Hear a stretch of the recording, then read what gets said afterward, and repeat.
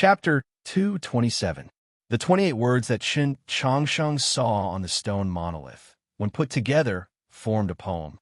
A misty river illuminates the clear mist. The houses on both sides meet the painted eaves. The pale lotus leaves a section of autumn light. The fragrant wind curtains 10 li. This poem was written 2,000 years ago by the Master of the Way when he entered the Mausoleum of Books to view the monoliths.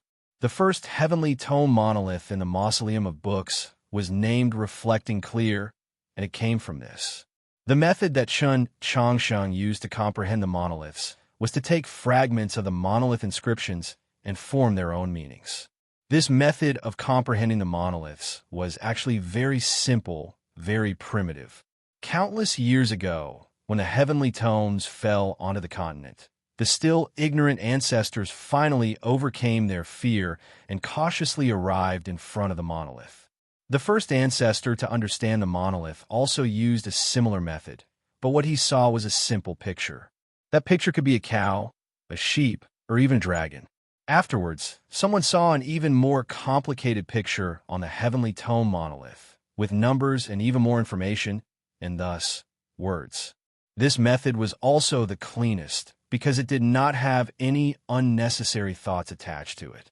At the very beginning, the ancestors definitely did not think that these strange stones hid some riddle that needed to be solved, nor did they think that there was any true essence flowing within those lines.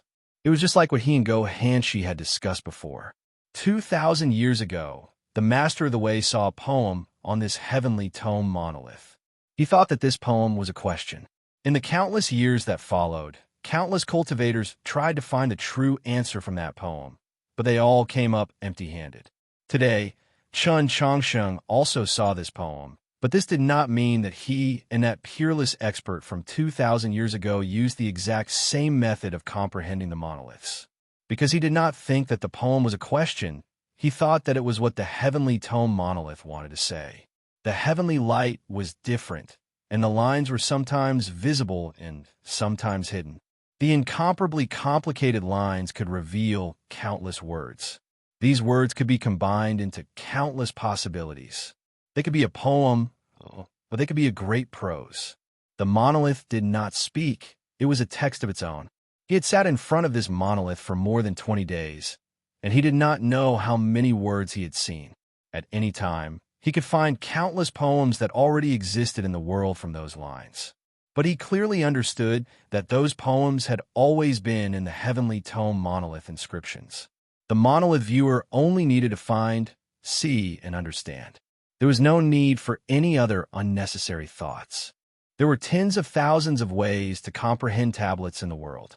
Regardless of the meaning, shape, or momentum, they were all deciphering, learning, and imitating the information contained in the tablet inscriptions. But the heavenly tome monoliths never waited for anyone to decipher, study, or imitate them. The heavenly tome monoliths had always been waiting for someone to understand them. Qin Changsheng had attempted to prove this point, and in the end, the Mausoleum of Books proved that his understanding was correct. Thus, he comprehended his first heavenly tome monolith, and then he saw the second heavenly tome monolith. In the depths of a lush forest, there was a stele in the hut. Next to the stele, there was a poem written by a great scholar. The poem was called the Piercing Cloudstone. The second heavenly tome monolith was the Cloud-Piercing Monolith. There were over 20 people sitting around the monolith hut. They stared at the somewhat flat and wide stone monolith beneath the hut. Some of them furrowed their brows in deep thought, while others muttered to themselves. Qin Changsheng walked to the front of the hut and saw some familiar faces in the crowd. The junior sister from Holy Maiden Peak, called Yi Xiaolian, heard the footsteps and raised her head. When she saw that it was him, she couldn't help but be startled. Some people also noticed Qin Changsheng's arrival and were just as startled as her. In the past few days, the monolith viewers of the Mausoleum of Books had long become accustomed to seeing Qin Changsheng's figure outside the reflecting monolith hut. Today, when they suddenly saw him appear in front of the piercing cloud monolith, they were momentarily stunned. In the next moment, the crowd understood that Qin Changsheng had finally comprehended the first heavenly tome monolith. The crowd outside the monolith hut began to grow restless, and then they began to discuss with ridicule. You only managed to comprehend the first monolith now. What's there to be proud of? Correct. I always thought that my aptitude for comprehending scriptures was not good, but now it seems that I'm at least a little better than a certain someone. Chen Chongsheng was not proud. It was just that his appearance brought an indescribable pressure to the people outside the monolith hut. It was like a student who had always had excellent grades, but had suddenly fallen to the last place in a certain subject. Those students in the latter half of the class had been gloating over his misfortune for several days, but suddenly realized that the student was slowly catching up. How could they not be nervous? Especially when they thought of the ridicule they had given him a few days ago. Some people could not help but feel somewhat flustered. In order to dispel this pressure, to wipe away the flustered emotions, then, as a matter of course, even more excessive ridicule appeared. Chen Chongsheng did not pay attention to these discussions and continued to walk forward. He entered the monolith hut, arrived in front of the cloud-piercing monolith, and raised his right hand. Outside the monolith hut came a cry of surprise. The news that Chen Chongsheng had comprehended the reflecting monolith was like the wind, spreading out of the mausoleum of books with extreme speed. It spread to the various manors in the capital, and it also spread to the imperial palace and the Li Palace. Upon hearing this news, some people finally let out a sigh of relief, such as Archbishop Mei Lisha. Prince Chun Lu's cheerful laughter resounded in the prince's estate. And Mo Yu was currently dipping her brush in cinnabar. Hearing her subordinates report, she was slightly startled, and then said with slight ridicule, "To only comprehend the first monolith at this time, what future does he have?" Several students of the Heavenly Academy were having a banquet in a restaurant. As they drank to their heart's content, it was inevitable that they would talk about comprehending the monoliths of the Mausoleum of Books. Just as they were ridiculing Chen Chongsheng and the Orthodox Academy, they received this news. The banquet instantly became quiet, and after a moment, a student said with ridicule, "With this speed, whether Chen Chongsheng can comprehend the second monolith this year is still a problem. Senior Zhuang already reached the third monolith the day before yesterday. How can they be compared?" Another student sighed. "It's still Go Hanshi that's scary. He can probably be ranked in the top 3 of the last 10 years, right?" Upon hearing Go Hanshi's name, the previous student was silent for a moment, and then said, "If he can maintain his current speed of comprehending the monoliths, I'm afraid he can be ranked in the ranking of the past 100 years.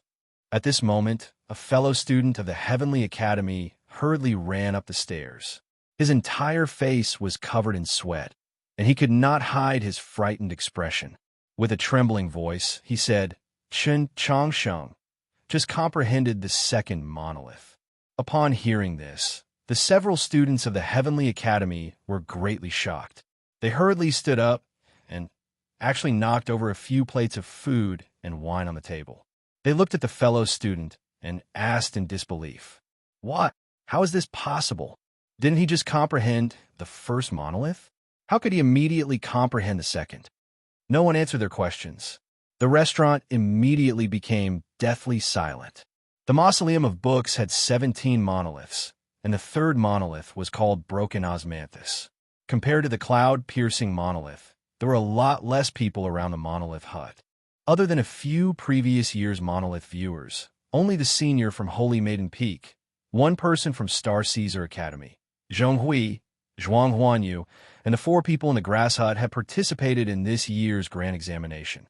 It must be known that the Heavenly Tome monoliths became more and more difficult to comprehend. They had only entered the mausoleum for around 20 days and had already arrived in front of the third monolith. This could already be said to be very impressive. Seeing Chen Chongsheng appear, everyone was very shocked. This was because in the morning, they clearly saw him outside the first monolith hut. Didn't this mean that he only used half a day's time to consecutively comprehend 2 monoliths? Tang 36 immediately bounced up from the ground, walked up to him, and said with his eyes wide open, "I say, what are you doing?" Although his expression was somewhat evil, in reality, His eyes looking at Chen Changsheng were full of surprise. Chen Changsheng did not know how to explain. Zheshio's face was still a sheet of indifference, but his eyes faintly began to burn. He asked, "There has to be a reason." Chen Changsheng thought about it, then said, "The heavenly tome, first of all, should be a book." Hearing this, some people outside the monolith hut became pensive, while Zhuang Huanyu gave a cold snort. Chen Changsheng said to Tang 36, "I'll be leaving first. You want to go back just like that?" "That's right, take a good rest," Tang 36 subconsciously said. In his view, Chen Changsheng had used half a day to comprehend 2 heavenly tome monoliths, so his mind must have been greatly exhausted. He really should return to the grass hut to rest. Chen Changsheng stared blankly, then pointed at the monolith hut and said, "I said to go there." Tang 36 was dumbfounded and stared blankly as he walked in front of the monolith and extended his hand. Seeing this scene, Zhuang Huanyu's complexion suddenly changed. Zhong Hui, who had been sitting silently by the hut, became incomparably pale. The 4th heavenly tome monolith was called the River Guiding Monolith. This monolith just happened to be at the edge of a cliff, and the terrain was rather dangerous. There were quite a few people in front of this monolith hut. Last year, those who had entered the top 3 grades of the Grand Examination and entered the Mausoleum of Books to view the monoliths were basically all here.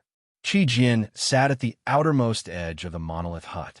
His thin and weak body was blown by the wind at the edge of the cliff, giving off a feeling that he was on the verge of collapse. Chen Changsheng was somewhat surprised. This junior from the Mount Li sword sect had actually comprehended the monoliths faster than Guan Fei, Bai, and Liang Banhu. Of course, even more surprised were Qi Jian and the people present. Seeing him walk to Qi Jian's side and sit down, everyone's faces revealed an expression of shock. Compared to the first 3 heavenly tome monoliths, the inscriptions on the River Guiding Monolith were somewhat simpler. More accurately, it should be said that the lines on the monolith were still complex, but faintly, there seemed to be some sort of pattern. Having a pattern was not necessarily a good thing for those viewing the monoliths, because their minds could easily be disturbed or even restricted. After Chen Changsheng and Qi Jian exchanged a few words, he turned his gaze to the monolith and began to earnestly observe it. "Back then, how many days did it take for you and me to walk to the River Guiding Monolith?" The voice of a sacred hall archbishop reverberated in the spacious main hall of the Li Palace. He looked at the several dozen statues of the virtuous predecessors, his expression somewhat perplexed, and his eyes still contained some shock. Similarly, one of the 6 prefects of the Orthodoxy, another Sacred Hall archbishop, did not answer this question. After a moment of silence, he said, "Although the front mausoleum monoliths are easy to comprehend, this is still a little too fast." Perhaps in the eyes of some people, Chen Changsheng had used around 20 days to reach the 4th heavenly tome monolith, but important figures of the orthodoxy like them naturally knew that it should not be calculated like this. From the moment he had begun comprehending the monoliths until now, Chen Changsheng had only used half a day, so it was half a day. Cultivating for a year to reach ethereal opening, viewing the monoliths for half a day to see the River Guiding Monolith. No wonder His Holiness values this child. Conversations like this were happening all over the capital, and only like this could they dispel the shock brought about by Chen Changsheng. When the news that Chen Changsheng did not directly comprehend the monoliths like before, but instead sat down in front of the River Guiding Monolith, many people simultaneously let out a sigh of relief. These people did not have any enmity towards Chen Changsheng, such as Prince Chen Lu and Priest Xian. It was just that they felt that everything was too unreal. Now that Chen Changsheng had stopped advancing, it actually made them feel that everything that had happened today was real. Go Hanqi's performance in the Mausoleum of Books these past few days had already shaken the entire capital. Chen Changsheng's performance today was even more flabbergasting. If he still wanted to continue, who could stand up to him? However, as was often said, reality was often more inconceivable than one could imagine. Not too long after, everyone in the capital knew a piece of news. Chen Changsheng stood up from the cliff. Chen Changsheng walked into the monolith hut. Chun Changsheng had comprehended the river guiding monolith. Immediately after, Chun Changsheng comprehended the fifth heavenly tone monolith, the foul language monolith. Chun Changsheng arrived in front of the sixth heavenly tone monolith. This monolith was called the East Pavilion monolith. The first rank of the first banner in last year's grand examination, the Divine State's third law, Liang Xiao, had spent the past few months trying to comprehend this monolith. When he saw Chun Changsheng's figure, his cold and arrogant expression instantly disappeared without a trace, leaving only shock and intense confusion. Chun Changsheng nodded to him in greeting, but his feet did not stop. In front of the seventh heavenly tone monolith, there was only Go Hanshi. He was currently gazing at the distant mountains. Hearing footsteps, he turned his head and discovered that it was actually Chun Changsheng who had come. He could not help but slightly raise his eyebrows. Chun Changsheng walked to Go Hanshi's side. After a moment of silence, Go Hanshi said, "Extraordinary." Chun Changsheng did not know what to say, so he did not say it. Looking at him, Go Hanshi gradually became emotional. He said, "For the first time, I feel that you have a chance of becoming my senior's opponent." His senior was Qiu Shanjun. Even now, he still believed that Chun Changsheng had this possibility. Chun Changsheng was silent for a moment, then said, "There are still problems with the method of comprehending the monolith, but there's not enough time. I can only walk around and see." Go Hanshi sighed. Walk around and see? If other people heard these words, besides shame and anger, what other emotions would they have? Chun Changsheng glanced at the monolith and said, "I'm preparing to leave." Go Hanshi did not misunderstand like Tang 36. Looking at him, he said, "It seems that you have decided to go to the Garden of Zhou." Chun Changsheng thought it over, then said, "Let's walk around and see." It was still these four words. To many monolith viewers of the Mausoleum of Books, taking a step forward was as difficult as ascending to the heavens. But to him today, it seemed like he was just casually walking around. There were two people in front of the eighth heavenly tone monolith. He had seen these two people before. A few days ago, these two people had specially come to the reflecting monolith hut to see him and talk to him. That night, Tang 36 told him the names and backgrounds of these two people. Seeing Chun Changsheng, the two people looked like they had seen the Demon Lord, their faces filled with shock. Chun Changsheng walked into the monolith hut, then suddenly stopped. He turned around and asked them, "You two are Guian and Mu Nu?" That day in front of the monolith hut, they had asked him, "You are Chun Changsheng?" After all, Chun Changsheng was not a little girl selling buns, but a youth in the prime of his youth. How could he not have a temper? So before he left, he had also asked them a question. In the cool breeze that lingered around the monolith hut, Guian and Mu Nu's faces were incomparably red and hot. Arriving in front of the 11th heavenly tone monolith, it was finally quiet. Not far from the hut was a clear stream that gurgled delightfully. With Chun Changsheng's level of cultivation, he did not know that several mausoleum monolith guardians were currently watching him from a distance. Ji Jin's complexion was extremely unsightly.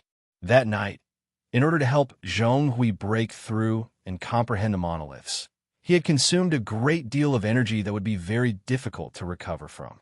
Nian Guang watched Chun Changsheng walk towards the stream. He said nothing, his mood extremely complex. The orthodoxy had ordered him to look after Chun Changsheng in the Mausoleum of Books, but he had done nothing, because whether it was before or today, there was no need for him to do anything. Many years ago, he had been a student that the Temple Seminary had focused on nurturing, but he had been suppressed by those geniuses of the Orthodox Academy to the point where it was difficult for him to breathe. In the end, all his hopes turned to dust, and he decided to enter the Mausoleum of Books as a monolith guardian. Today, seeing Chun Changsheng comprehend 10 heavenly tone monoliths in a row, he very naturally thought of those old friends of the Orthodox Academy. Logically speaking, he should have been somewhat angry, but for some reason, he actually felt somewhat gratified. Just like 10-odd years ago, when he learned that those geniuses of the Orthodox Academy who had suppressed him to the point where he could not breathe had all been killed, he did not feel happy, but rather somewhat sad. A monolith guardian said he is the fastest in the last 10 years. even faster than Wang Pe and Xiao Zhang. After a moment of silence, Nian Guang said, "Not just faster, but much faster, so fast that it can shock the world." Chen Changsheng walked to the stream bank and washed his face. Feeling somewhat refreshed, he continued to comprehend the monoliths. Seeing the cool breeze rise once more, the monolith guardians were silent. There were naturally many people in the mausoleum of books who had walked even further than Chen Changsheng, let alone a monolith viewer like Sun Mei. It was rumored that there were cultivators in the 7th mausoleum who had viewed the monolith for several hundred years. But Chen Changsheng had only used one day. Ji Jin thought back to all those years ago. When he arrived at the 11th monolith, he had used a whole 7 years. For a moment, he could not help but feel somewhat absent-minded. He began to have unprecedented doubts about his own life as a cultivator. His spiritual sense shook uneasily, and the injuries he had suffered from a few days ago secretly flared up. He leaned against an old tree beside him, swaying and on the verge of collapse. Nian Guang and the others did not notice his abnormality, because they were also still immersed in shock. If his surname was not Zhou, I really would have suspected that he was that person's descendant. The sunset filled the sky, and he finally felt a trace of exhaustion. He gazed into the distance and saw that the capital in the twilight was incomparably magnificent. He quietly stood there for a while, then turned around. Facing the setting sun, he walked into the monolith hut. The front mausoleum of books had a total of 17 monoliths, and this was the last one. In the past, there was Zhou Dufu, and now there was Chen Changsheng. In one day, he had seen all the monoliths of the front mausoleum. Please cast your monthly vote at the beginning of the month. Please cast your recommendation vote on Monday. Thank you, everyone. Please cast 2 more votes. Thank you very much. In addition, I've already told everyone in the first few chapters that comprehending the monolith will definitely not have any new ideas. Just designing the method is exhausting. So how can I care about new ideas? What we want is to feel refreshed. But nonsense. Do you really think that there is nothing new at all? Can I be guessed by you? You underestimate me too much. What did Tang Niu say again? Everyone watch carefully in the next 2 days. That is called a brand new future. Young man, please continue to create miracles. Be fast. After a moment of silence, Nian Guang said, "Not all of them have to be fast, but very fast, so fast that it will shock the world." Chen Changsheng walked to the stream bank and washed his face. He felt much more refreshed, and then continued to comprehend the monoliths. Seeing the cool breeze in the monolith hut rise again, the monolith guardians were silent. There were naturally many people in the mausoleum of books who had walked further than Chen Changsheng, let alone a monolith viewer like Sun Mei. It was rumored that there were cultivators in the 7th mausoleum who had viewed the monoliths for hundreds of years. But Chen Changsheng had only used one day. Ji Jin thought back to all those years ago. When he reached the 11th monolith, he had used a whole 7 years. For a moment, he could not help but feel somewhat absent-minded. He had unprecedented doubts about his own life as a cultivator. His spiritual sense trembled uneasily, and the injuries from a few days ago secretly flared up. He leaned against an old tree next to him, swaying and about to fall. Nian Guang and the others did not notice his abnormality, because they were also still immersed in shock. If his surname was not Zhou, I would really suspect that he was that person's descendant. The sunset filled the sky, and he finally felt a trace of exhaustion. He looked into the distance and saw that the capital in the twilight was incomparably magnificent. He stood there quietly for a while, then turned around. Facing the setting sun, he walked into the monolith hut. The front mausoleum of books had a total of 17 monoliths, and this was the last one. Before, there was Zhou Dufu, and now there was Chen Changsheng. In one day, he had seen all the monoliths of the front mausoleum. Please cast your monthly vote at the beginning of the month. Please cast your recommendation vote on Monday. Thank you, everyone. Please cast 2 more votes. Thank you very much. In addition, I already said to everyone in the first few chapters that comprehending the monoliths is definitely not something new. Just designing the method is already exhausting me to death. So how can I care about anything new? What I want is to feel refreshed. But nonsense. Do you really think that there is nothing new at all? Can I be guessed by you? You underestimate me too much. What did Tang Nyo say? In the next 2 days, everyone watch carefully. That is called a brand new future. Young man, please continue to create miracles. Chapter 228. 14 years of not cultivating, only reading, 1 year of ethereal opening. 20 days of not comprehending the monoliths, only meditating, 1 day of comprehending the entire front mausoleum. After the Pope learned of what happened in the mausoleum today, he gave these 2 comments to Qin Changsheng.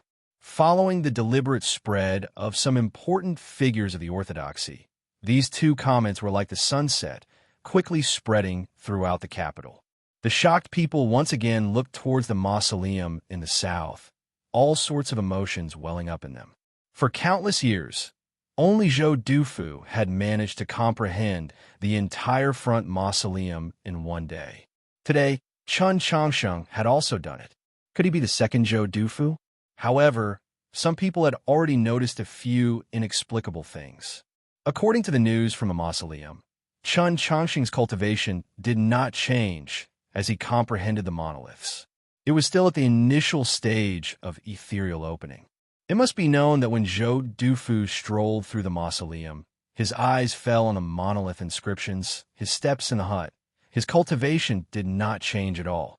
For example, among the people that entered the mausoleum at the beginning of this year, scholarly manners Zhong Hui had already broken through to ethereal opening. There were also many people like Tang 36 who already saw the possibility of breaking through. Logically, after Qin Changsheng comprehended all 17 monoliths, he should have comprehended something. Even if he did not break through on the spot, he should have improved. Priest Xin supported His Eminence, Archbishop Mei Lisha, to the Li Palace.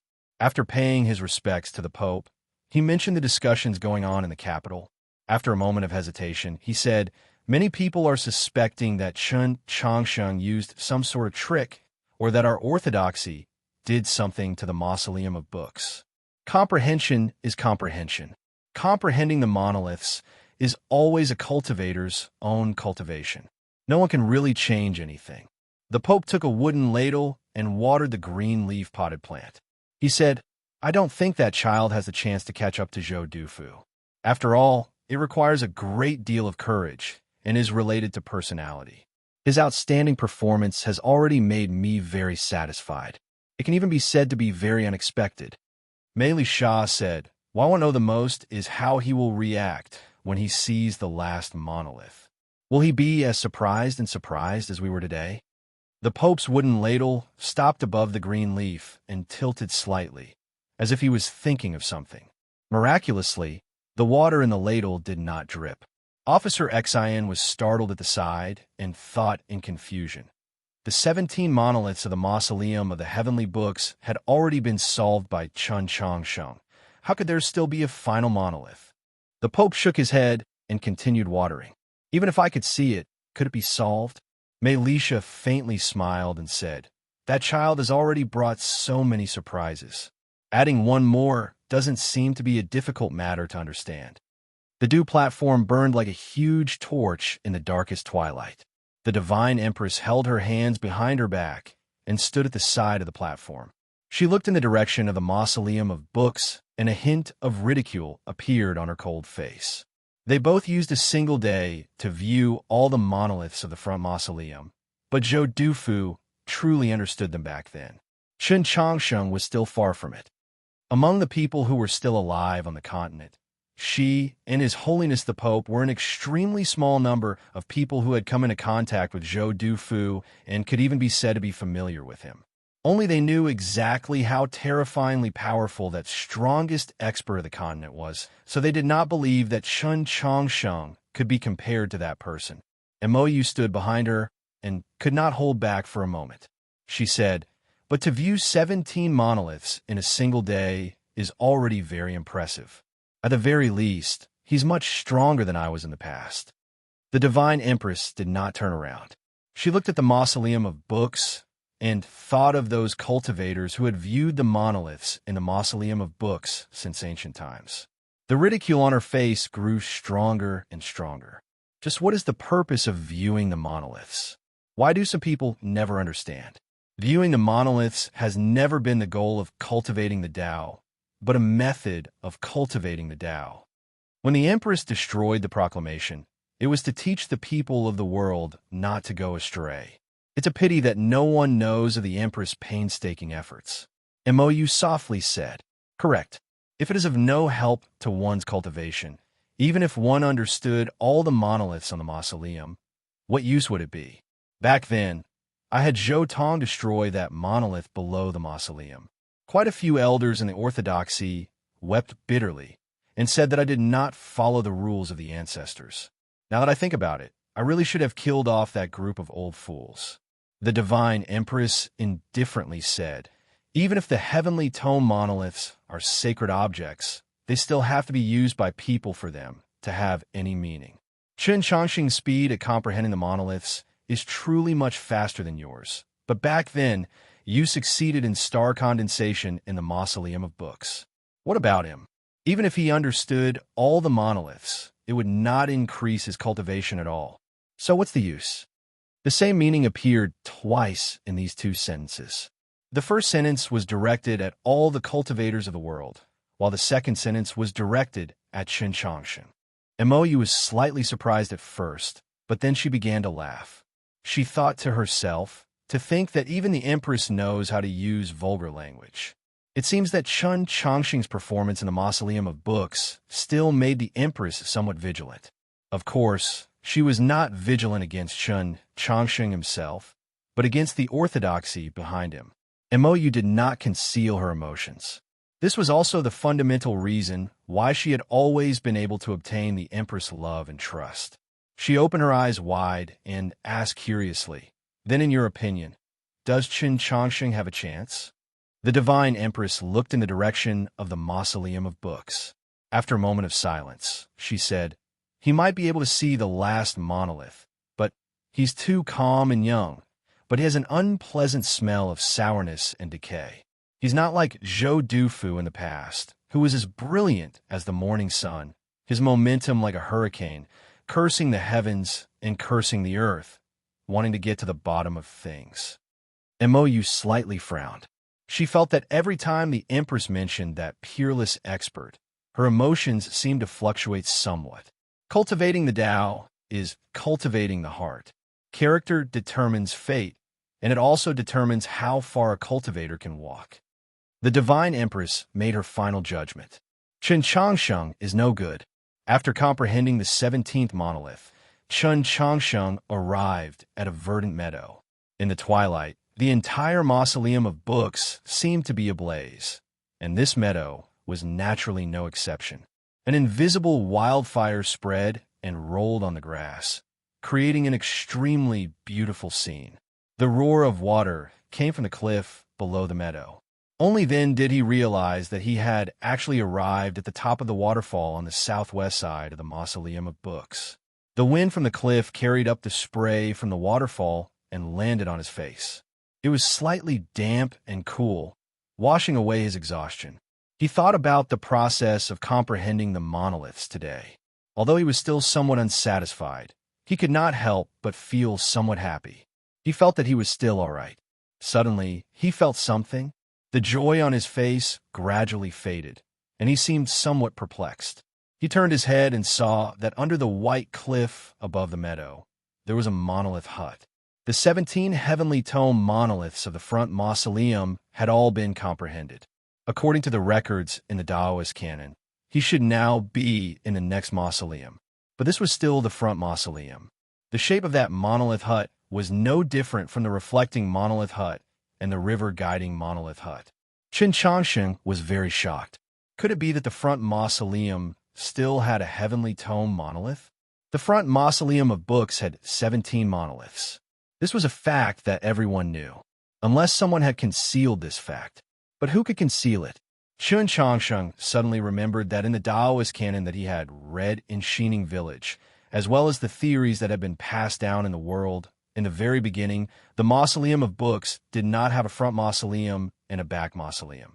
This theory should have appeared around 800 years ago. What did this mean? Standing in the burning meadow, he did not hesitate for too long. He began to walk towards the monolith hut, breaking through the weeds as he walked.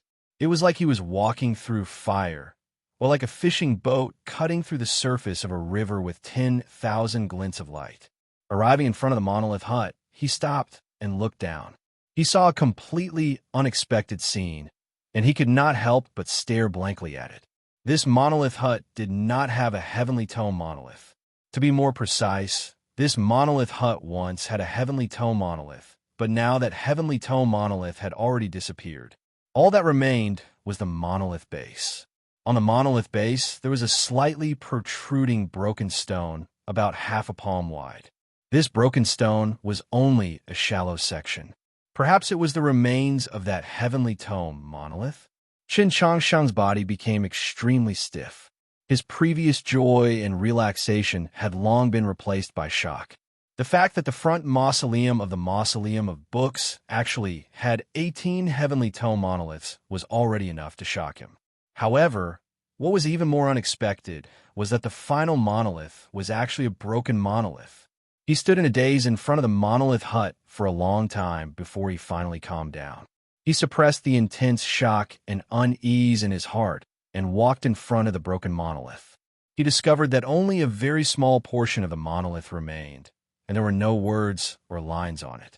In other words, the monolith inscriptions should all be on the broken monolith.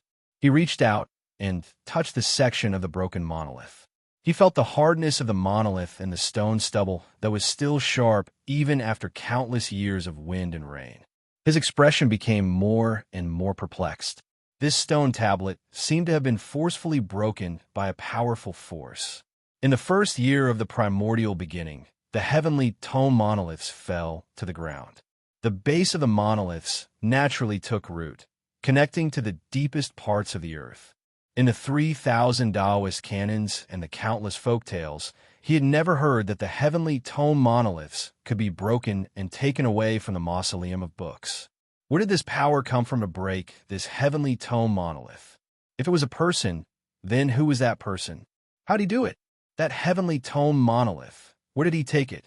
Qin Changshang gazed at the burning fields outside the hut, perplexed. Dusk gradually deepened. The night was approaching, and the mountain winds gradually grew cold. He felt somewhat cold. The joy and satisfaction from before had disappeared long ago. The shock from seeing the broken monolith had also disappeared without a trace. His mind had already become somewhat numb. His heart was filled with boundless reverence, even fear. Was this what true power was like? Night enveloped the mausoleum of books. As the last wisp of sunset disappeared from the horizon, the myriad of stars once again occupied the sky and people's fields of vision. Qin Changshang stood outside the monolith hut, raising his head to look at the starry sky, motionless. He had maintained this posture for a very long time. After being accompanied by that shadow for so many years, he was after all no ordinary youth. Although he still could not talk cheerfully and wittily before death, after using it for so long, no matter how powerful the power, it was no longer able to affect his mind. He turned around and walked back into the monolith hut, standing in front of the broken monolith. The next chapter is before 10:30. Chapter 229. Standing in front of the broken monolith. Qin Changshang didn't think about the broken monolith, nor did he try to find a story from many years ago. Instead, he was thinking about his own problem. He knew that not all monolith viewers could see the broken monolith in front of him. Then, he really wanted to know what it meant for him to see this broken tablet.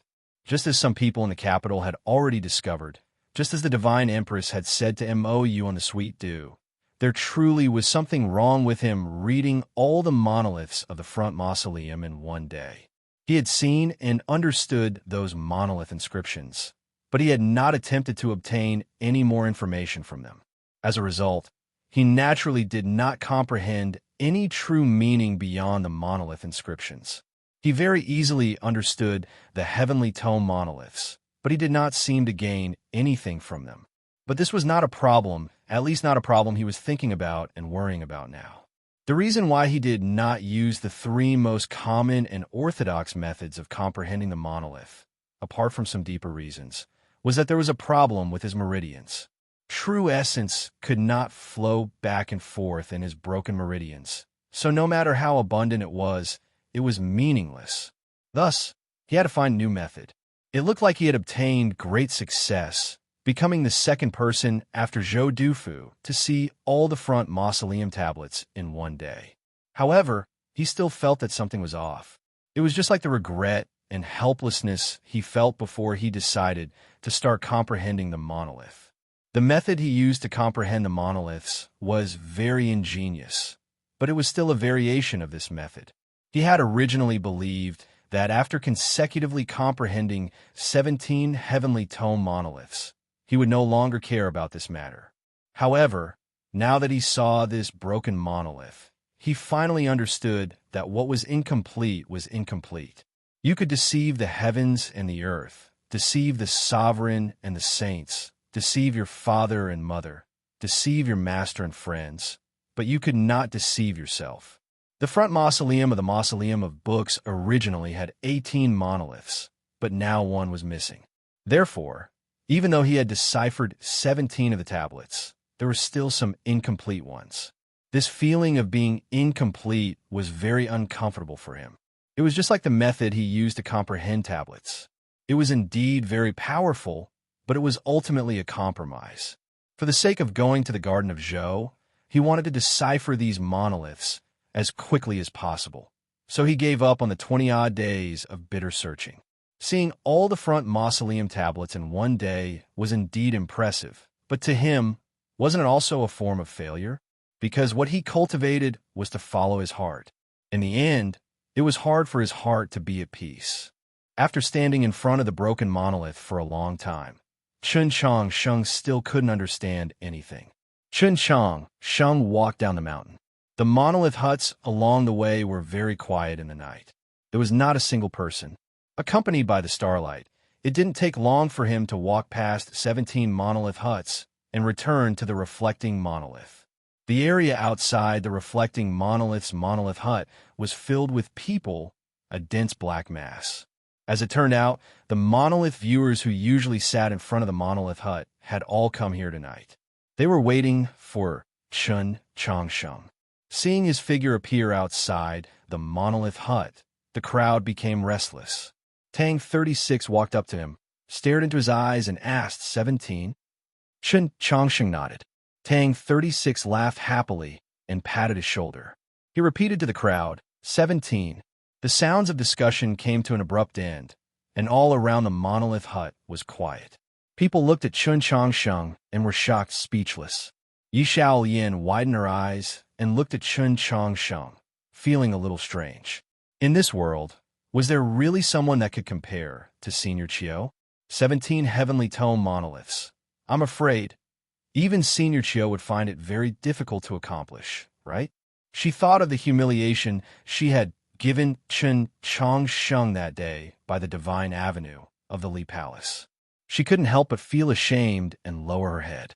Chun Changsheng said nothing and walked down the mountain with Tang 36. Countless gazes fell upon his body. Those gazes were filled with envy and even reverence. Anyone under such gazes would feel somewhat intoxicated. If he were to leave now, the gazes and starlight that fell upon his body would all be a form of glory. But in the next moment he stopped.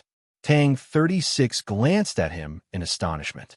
Chun Changsheng stood there for a while, then suddenly turned and walked towards the monolith hut. What's wrong? What did you leave inside? Tang 36 looked at him and asked in confusion. Chun Changsheng said nothing. He walked straight to the edge of the forest outside the monolith hut, lifted the front of his robe, and sat down. Just like he had done for the past 20-some days, he once again began to view the monoliths. He still sat in the same place. The gray stone was very clean and had already become smooth. What are you doing? Tang 36 walked in front of him and asked in shock. Zhishio, Go Hanshi, and the others also walked over. After a moment of silence, Chun Changsheng said, I feel that the method I used to comprehend the monoliths was wrong, so I plan to try again. These words caused an uproar around the monolith hut. Everyone was flabbergasted, shocked, confused, and at a loss. Just what did Qin Changsheng want to do? Su Mou asked why. Qin Changsheng did not answer. Guan Fei Bai's expression chilled as he asked, just why? He still did not answer. Go Hanshi did not ask, so he probably vaguely understood. Zhuang Huan mocked from afar, pretentious. Zhong Hui said nothing, but a young scholar from Scholarly Manor sneered. What are you pretending for? Even if you're amazing, is there a need for you to sit here and humiliate everyone? Qin Changsheng paid no attention to these discussions. He said to Tang 36 and the others, it seems like tonight's dinner will have to be prepared by you all. Just as the Divine Empress had said, only Zhou Dufu truly understood the monoliths of the front mausoleum after seeing them all in one day. Besides talent and comprehension, the most important thing was one's personality. Zhou Dufu was arrogant and haughty. In order to get to the bottom of things, he was willing to tear open the heavens. How could Qin Changsheng have such boldness? Yet she did not know that although Qin Changsheng's personality was calm, he cared a great deal about following his heart. His desire to get to the bottom of things might have appeared very indifferent, but in reality, it was equally intense like a wildfire. When the news that he had once again sat down in front of the reflecting monolith reached the capital, everyone was dumbfounded. The Divine Empress did not speak for a very long time. Some people wanted to see just what mysteries Qin Changsheng was playing, but they were chased away by Nian Guang, not allowing them to disturb him. Tang 36 carried a lunchbox and delivered dinner to him. Qin Changsheng continued to view the monoliths. He watched as the starlight fell, and the monoliths seemed to be covered in snow. He thought of a line in Sun Mei's notebook, and then he thought of something Go Hanshi had said when he first entered the Mausoleum of Books. The heavenly tome monoliths were fragments of some world. Since these heavenly tome monoliths were once one, then was it wrong to individually comprehend each monolith? Should he not link these 17 monoliths together and comprehend them? He calmly gazed at the reflecting monolith under the hut, but it was as if he was simultaneously looking at the bent osmanthus monolith, the river guiding monolith. 17 monoliths simultaneously appeared before his eyes. Don't worry, I'll have to comprehend the monoliths for a few more days. My Changsheng understood it instantly yesterday, and tomorrow it will explode. Today's chapter title is slightly awesome. Also, in yesterday's chapter, the sentence about the surname Zhou was wrong. Sometimes, when you're too excited, it's easy for your hand to slip. Also, in yesterday's Shiqian online game, a friend said that he couldn't log in. Right now it's closed beta, so there aren't many servers open. It will only be officially released on the 7th. Everyone, don't be angry, don't be anxious. Chapter 230. 1,000 years ago, there was no such thing as the 17 monoliths of the front mausoleum. Later on, they suddenly appeared, so they naturally had their own meaning. What Qin Changsheng needed to do now was to find this meaning. Of course, he had also thought that it was extremely likely that this meaning would disappear with the disappearance of the heavenly tome monolith, never to be found again. However, if he clearly knew that his process of comprehending the heavenly tome monoliths was not complete, and yet he did not even attempt to find that missing part, then the gap in his mind would never be mended. This was something he could not accept. The reflecting monolith, the cloud-piercing monolith, the bent osmanthus monolith, the river guiding monolith, the foul language monolith, the East Pavilion monolith, the 17 monoliths of the front mausoleum simultaneously appeared before his eyes. In the center of his vision was the reflecting monolith, while the other 16 heavenly tome monoliths were in the surroundings, constantly moving and attempting to combine. However, those monolith inscriptions were so profound and complex, and those lines were so complex and difficult to understand. There were no natural lines between the lines, and there were no traces that could be found between the marks.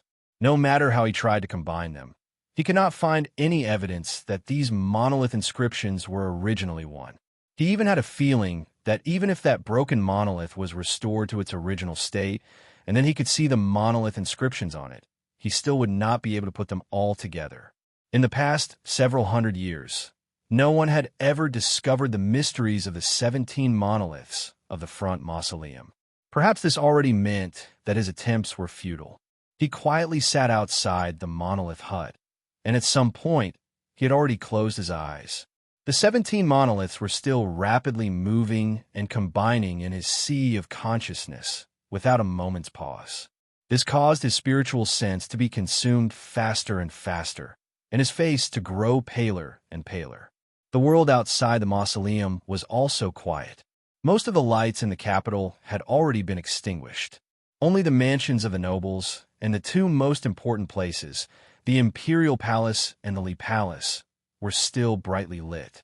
The news that Chen Changsheng was determined to comprehend the monoliths of the front mausoleum shocked many people, and they even mocked him. It also made it difficult for some people to sleep. Time slowly but steadily passed. The dazzling stars in the night sky gradually faded.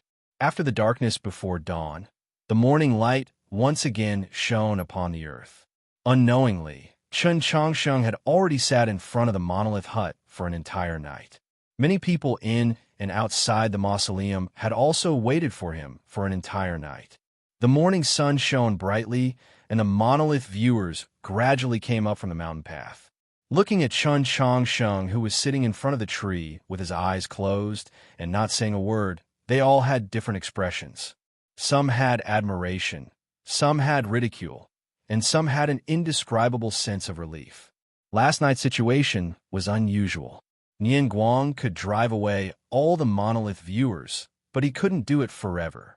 Thus, the forest gradually became lively.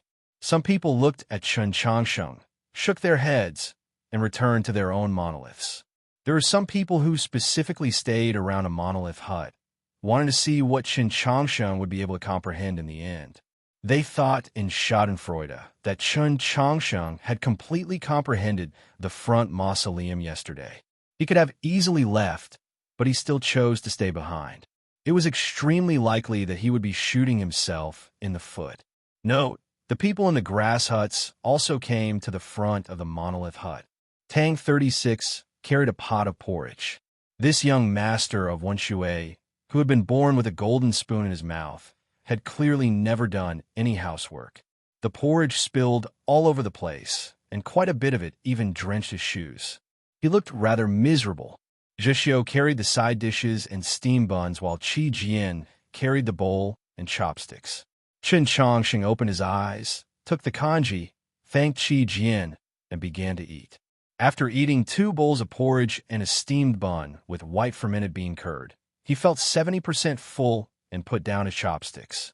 Tang 36 looked at his slightly pale face and worriedly said, "If you don't eat more, how can you endure?"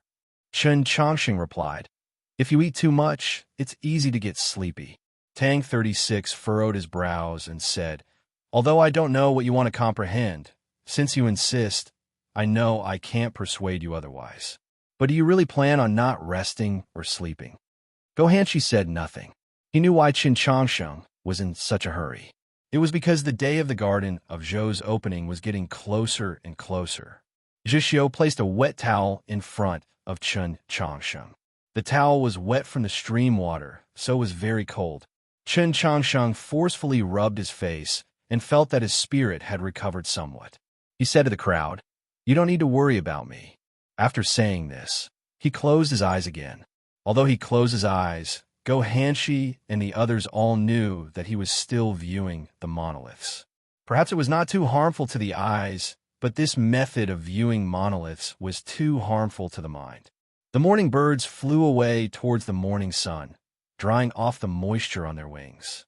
The area in front of the monolith hut became quiet once more. It seemed that everyone had left. Chen Changsheng sat cross-legged in front of the hut with his eyes closed, continuing to comprehend the monoliths. Time continued to flow. Noiselessly, it was noon, and then it was evening. The twilight was very thick. Today, the capital was as quiet as the mausoleum of books. The archbishops of the Li Palace were not in the mood to pay attention to the reports of their subordinates. The ministers of the imperial court were not in the mood to deal with government affairs. The speed at which MOU read through memorials had greatly decreased. The divine empress was strolling through the palace of great clarity with the black goat, thinking about something. In a single day, the Pope had watered the green leaf 7 times. Those who did not know or did not understand only regarded Chen Chongqing's actions as sensationalism or some sort of topic of conversation. Those who knew of Zhou Dufu's comprehension of the monoliths and understood the inside story of the mausoleum of books were nervously waiting for something to happen, or perhaps it would not happen. At least up until now, that thing had not happened. The 17 heavenly tome monoliths, in Chen Chongqing's field of vision, or perhaps in his sea of consciousness, had recombined countless times. Although it could not be said that he had exhausted all the changes, he had already expended his greatest effort and expended countless amounts of mental energy. Regretfully, he still had not found what he wanted to find. To him, the world was still incomplete. Suddenly, a glimmer of light flashed through his mind. He no longer attempted to combine the 17 heavenly tome monoliths together. To be more precise, he no longer attempted to combine the 17 heavenly tome monoliths on the same plane. Instead, he arranged the 17 heavenly tome monoliths into a straight line in his sea of consciousness. In front of him was the reflecting monolith, behind the cloud-piercing monolith was the reflecting monolith, and behind them was the snapping monolith. They were arranged in a straight line. Then he said to himself, as long as the monolith inscriptions. As a result, the bodies of the 17 monoliths disappeared, leaving behind only those extremely complex lines on the surface of the monoliths. The 17 monolith inscriptions, from near to far, floated in front of him.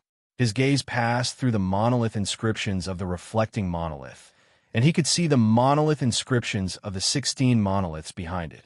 These monolith inscriptions superimposed on each other, forming a brand new image that Chen Chongqing had never seen before or even imagined. As he looked at this image, his mind was slightly shaken. The 17 monoliths of the front mausoleum, the further one went, the simpler and more orderly they seemed.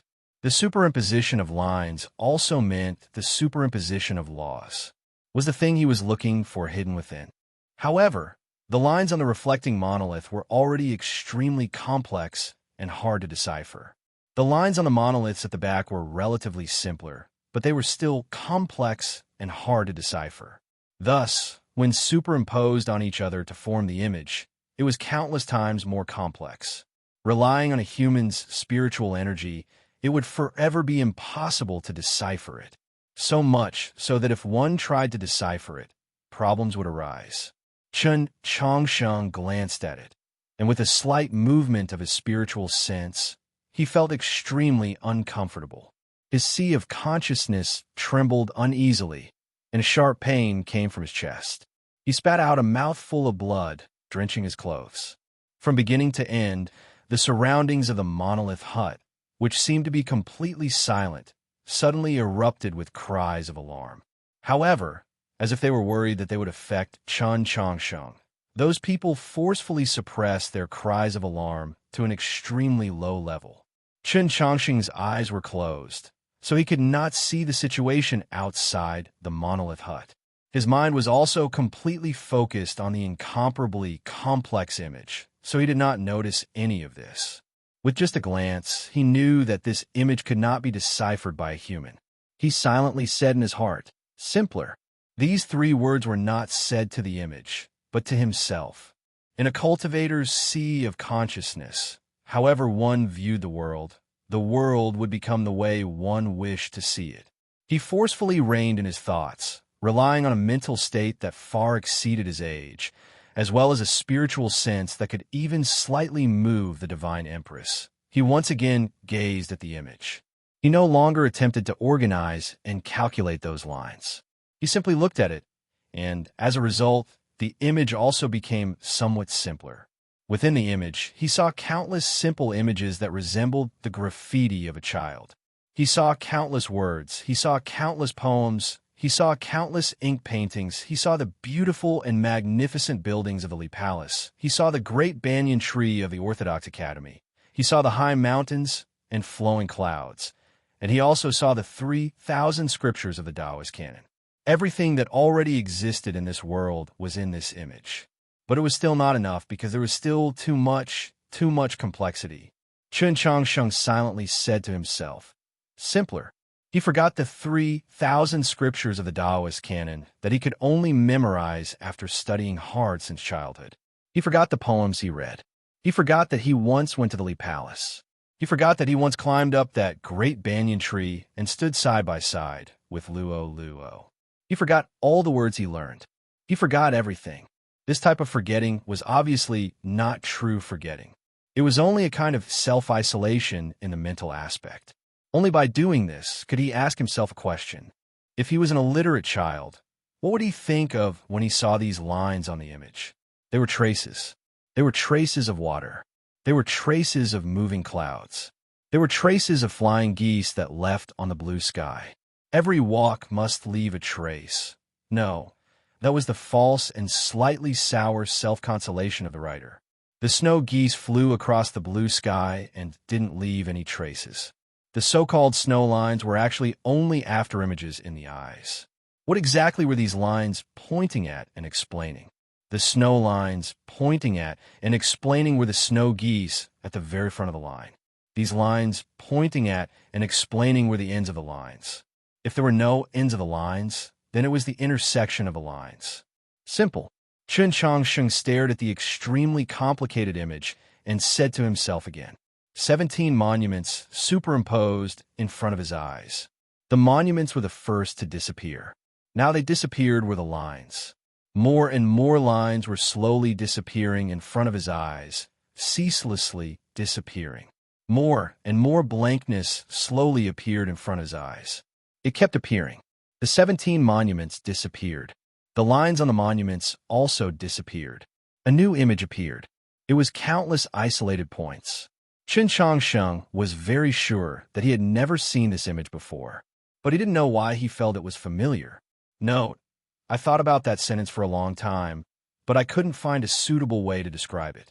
Actually, the most vivid one should be those people thinking that Chen Changsheng was acting like an idiot.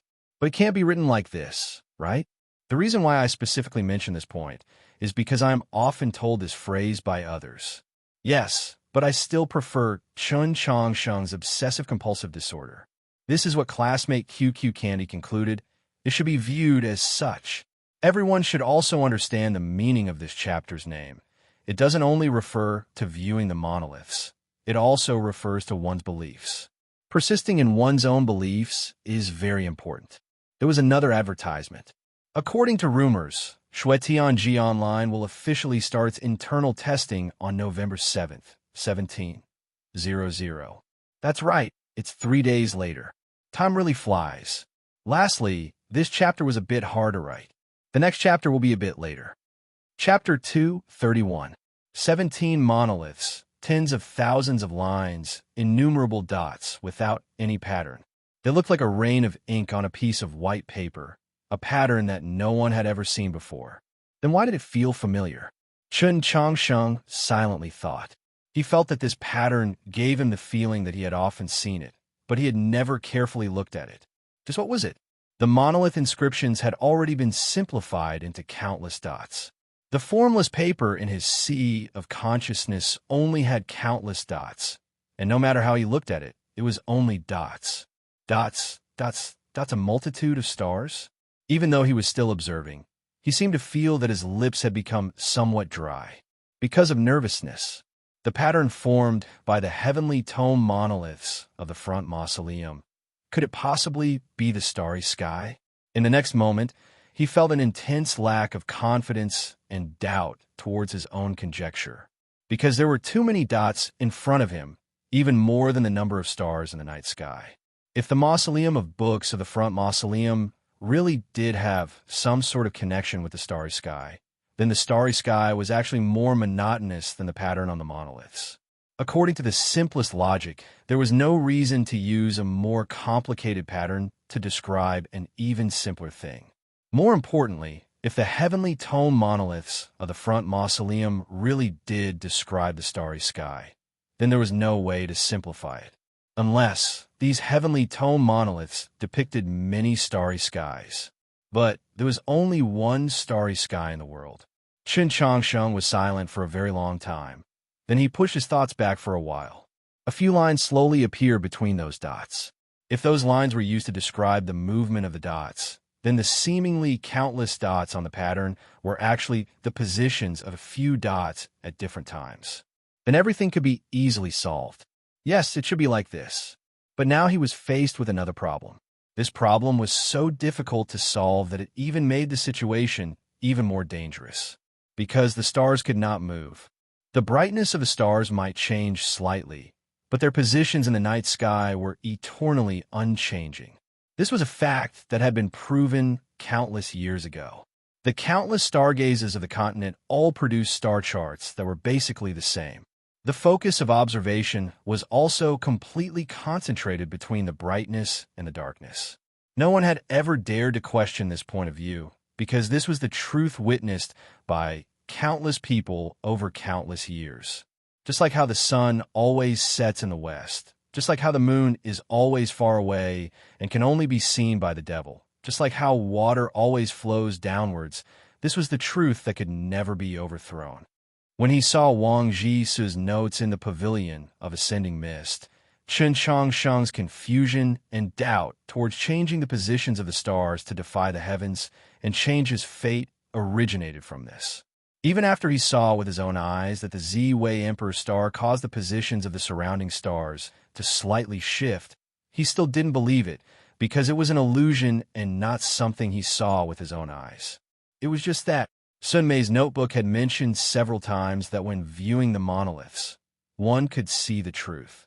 However, he had been viewing the monoliths in the mausoleum of books for dozens of years, but he had never seen it.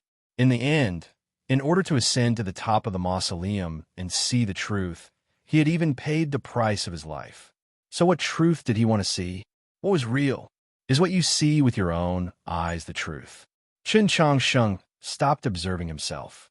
He opened his eyes and looked at the real stone tablet. It was late at night, but there were still many people in the monolith hut. Different from what Qin Changsheng thought, Tang 36, Zhixiu, Gohan Shi, and the others never left.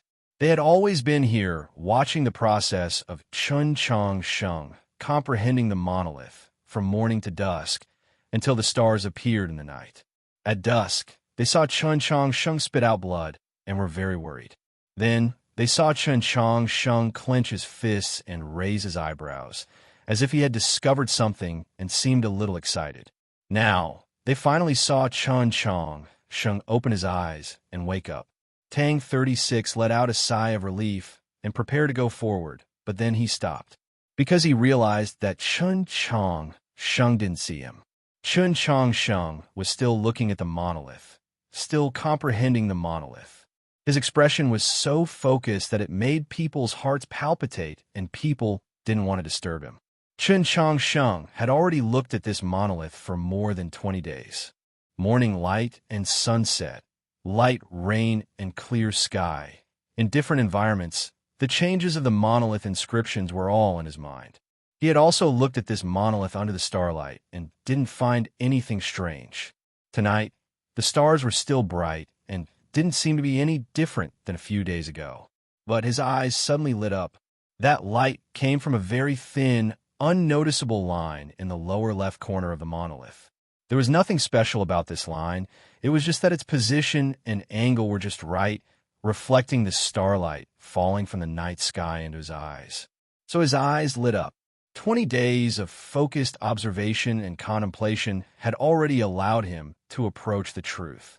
Tonight's light finally made him understand everything. If the lines on the monolith were to appear or disappear with the natural light, they could become countless words or pictures. Then where did the changes in brightness of the stars come from?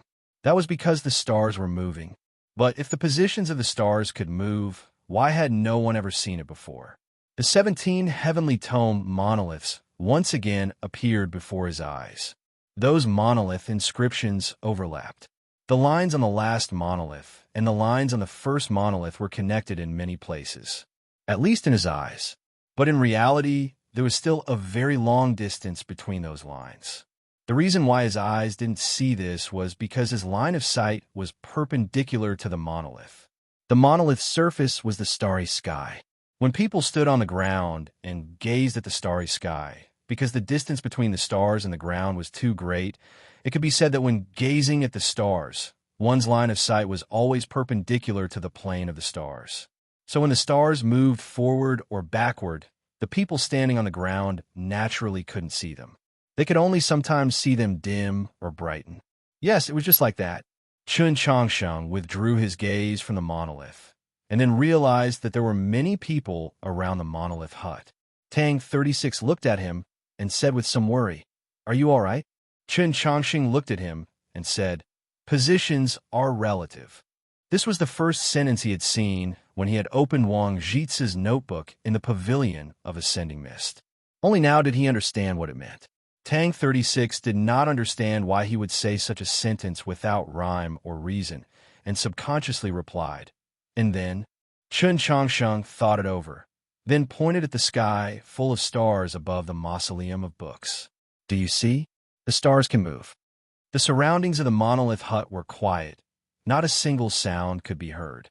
Everyone believed that Chun Changsheng had viewed the monolith for too long, that his mind had been greatly exhausted, and that his mind was somewhat muddled.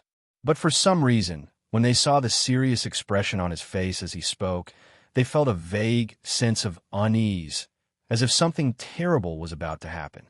Ji Jin sternly rebuked him. "What kind of nonsense are you saying? But they really are moving," Chun Changsheng calmly said, his tone and expression incomparably certain. Because this was reality. This was reality. Before updating, I went to the front page to take a look. Heaven Choosing Record is now in first place. I sincerely thank you. Please continue to support the loyal and kind me. I'll take whatever you give me. Thank you. Chapter 232. There was an uproar outside the monolith hut. Chun Changsheng's words were an attempt to overthrow a truth that no one had ever doubted. The problem was, how could stars move? This was simply too absurd, and no one believed it at all. Go Hanshi only raised his eyebrows, and the uneasiness that had appeared in everyone's hearts disappeared without a trace, and they began to mock him. Chun Changsheng was not surprised by their reactions. He knew that he was definitely not the first person to discover that the stars could move. At the very least, Wang Jitsu, who had left behind that notebook, must have had this idea a long time ago. So why was it that whether it was in the Taoist canon or in daily discussions, there was never any mention of this? Because there was no way to prove it. What cultivators saw with their faded stars could not be used as evidence, unless they could fly to an extremely high place in the starry sky and let the people on the ground see everything. Chun Changsheng had no way of proving that the stars could move, so the words discovered were actually not accurate.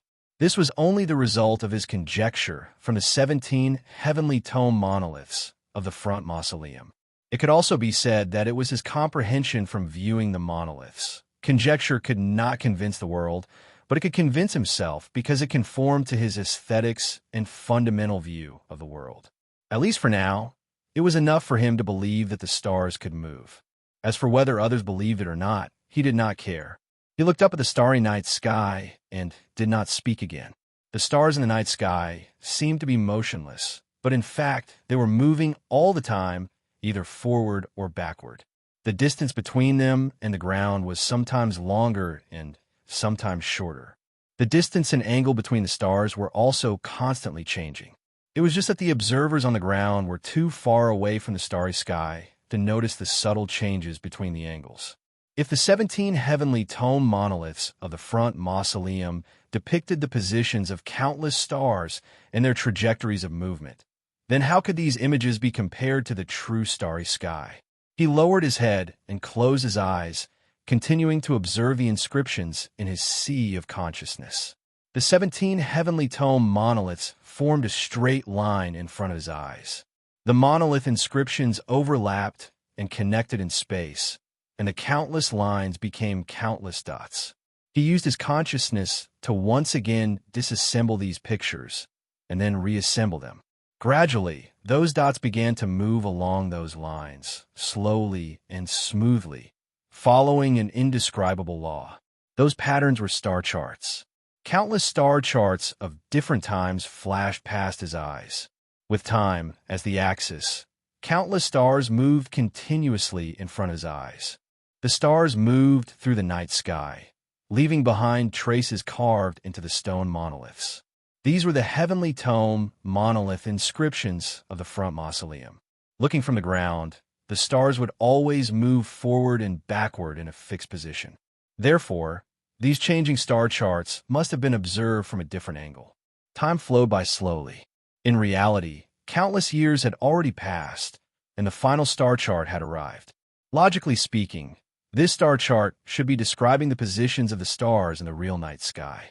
But for some reason, the positions of the stars in this star chart were completely different from the real starry sky. If at the last moment they suddenly discovered that the result was different from what they had expected, many people's minds would be greatly impacted and might even begin to doubt their previous thoughts. But once Chen Changsheng's mind was set, it would no longer waver. He looked at the last star chart and remained silent for a long time. Then, he raised his right hand and gently flicked the edge of the star chart. The star map was a true reflection, so it was impossible for it to be flat. Instead, it was a cube. Following Chen Changsheng's finger, the star atlas silently and slowly rotated, changing from the side to the front. It was a new pattern. There were still countless stars on it, but it was more solemn and constant than before. Chen Changsheng opened his eyes and once again raised his head to look at the night sky. There was a brilliant starry sky. The newest star chart in his sea of consciousness had landed on the real starry sky. It perfectly overlapped with the starry sky in the southeast corner. Not a single star's position was off. All the stars found their own positions on the star chart.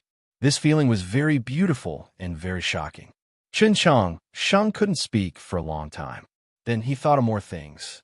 Wang Ji had once asked a question about this starry sky in the notebook of the Pavilion of Ascending Mist. In the long river of history, countless predecessors had asked similar questions. If the fate of humanity was really hidden in this starry sky, and the positions of the stars were eternal and unchanging, then destiny naturally couldn't be changed. Then why did people have to struggle and work hard to live in this world? In humanity's understanding, the starry sky was forever solemn and perfect. It was like the heavenly Tao and destiny. It couldn't be peeped at and was high above. Tonight, Chen Changsheng realized that solemnity did not mean rigidity. True perfection did not mean that it would never change, because the stars could move and their positions could be changed. The distance and angle between his fated star and other stars would naturally change. If those connections were the traces of destiny, then didn't that mean that destiny could be changed? At the end of the notebook, Wang Ji used all his strength to write 4 words: no destiny. Yes, there was no definite destiny. With a massive boom, Chen Changsheng's sea of consciousness exploded. He had solved the problem that had plagued him for several years, the most difficult mental anguish to get rid of. He had solved his own heavenly tome monoliths. The mental strength he had comprehended from the 17 heavenly tome monoliths had begun to affect objective reality. In the distant night sky, the dots of starlight were all connected. In his sea of consciousness, all the dots on the superimposed star chart formed by the monolith inscriptions began to light up. Almost at the same time, in the night sky above the mausoleum of books, those stars also seemed to grow brighter. And in the even more distant depths of the sea of stars, in a place that even the spiritual sense of saint-level experts could not perceive, a red star began to emit a boundless radiance. This was true star radiance, a star radiance invisible to the naked eye. Together with the visible starlight, it fell upon the mausoleum of books. The people around the monolith hut were all shocked. They did not know what had happened. In the next moment, they realized with incomparable shock that Chen Changsheng had disappeared from in front of the monolith hut. Like a cool breeze, like a strand of starlight, noiselessly coming and going without hindrance. Chun Chang Sheng disappeared from in front of the reflecting monolith. In the next moment, he appeared in front of the cloud-piercing monolith. In front of the cloud-piercing monolith, he paused for a moment, and then his figure disappeared again, reappearing in front of the bent osmanthus monolith. Soon after, he appeared in front of the river-guiding monolith, the foul language monolith, and the East Pavilion monolith. In a flash, he appeared in front of the 17 heavenly tome monoliths of the front mausoleum, and then disappeared. Finally, he appeared in front of the broken monolith. His eyes were still closed, oblivious to everything else. He had no idea what had happened. Tonight, there was a strange phenomenon in the sky. When observed with the naked eye, the many stars in the night sky did not seem to grow brighter, but many people knew that those stars had grown brighter. After a little while, even the common people discovered this astonishing fact. A star growing slightly brighter was not easy to see, but if the tens of millions of stars in the southeast region simultaneously grew slightly brighter, just what sort of scene would that be? The starlight illuminated the mausoleum of books and also illuminated the entire capital. The streets of the late night seemed to have returned to daytime. The dew platform was the closest to the night sky, so it was illuminated to the finest detail. The night pearls at the edge of the platform seemed to dim in contrast. The divine empress stood at the edge of the platform, gazing at the vast starry sky. Her expression was somewhat surprised, even somewhat solemn. She had not imagined that with Chun Chang Sheng's personality, he would actually return to the monolith hut to comprehend the monoliths. She had not imagined that Chun Chang Sheng would actually be like that person, comprehending these monoliths of the front mausoleum and attracting countless stars. But even now, she still did not believe that Chun Chang Sheng could do what that person had done, because the present was no longer the past, and the mausoleum of books was no longer the mausoleum of books of the past. The starlight shone through the window onto the table. The memorials that had been slightly yellowed by the candlelight became somewhat whiter, and the words on them also became somewhat clearer. Mou slightly raised her brows and looked out the window. She thought in shock, could it be that he really understood those heavenly tome monoliths? In the southern city's Bitter Rain Alley, there was a government office. The appearance of the government office was very simple, but in the eyes of the people, it seemed especially sinister, because this was the Great Zhou's department for purging officials. Tonight, the sinister atmosphere of the government office was somewhat dispelled by the bright starlight. Zhou Tong walked into the courtyard and lowered the black gauze in front of his hat, blocking out the somewhat dazzling starlight. He slightly creased his brow, somewhat displeased. Prince Chen Lu's words to Tianhai Xingxue were not true. He had not been waiting for Chun Chang Sheng outside the mausoleum of books. Even though Chun Chang Sheng had obtained first rank of the first banner in the grand examination, in his eyes, he was still an unremarkable nobody. But now, seeing the sky filled with starlight, he finally had a different thought. Or perhaps it could be said that this sky, full of starlight, forced him to begin looking at that youth.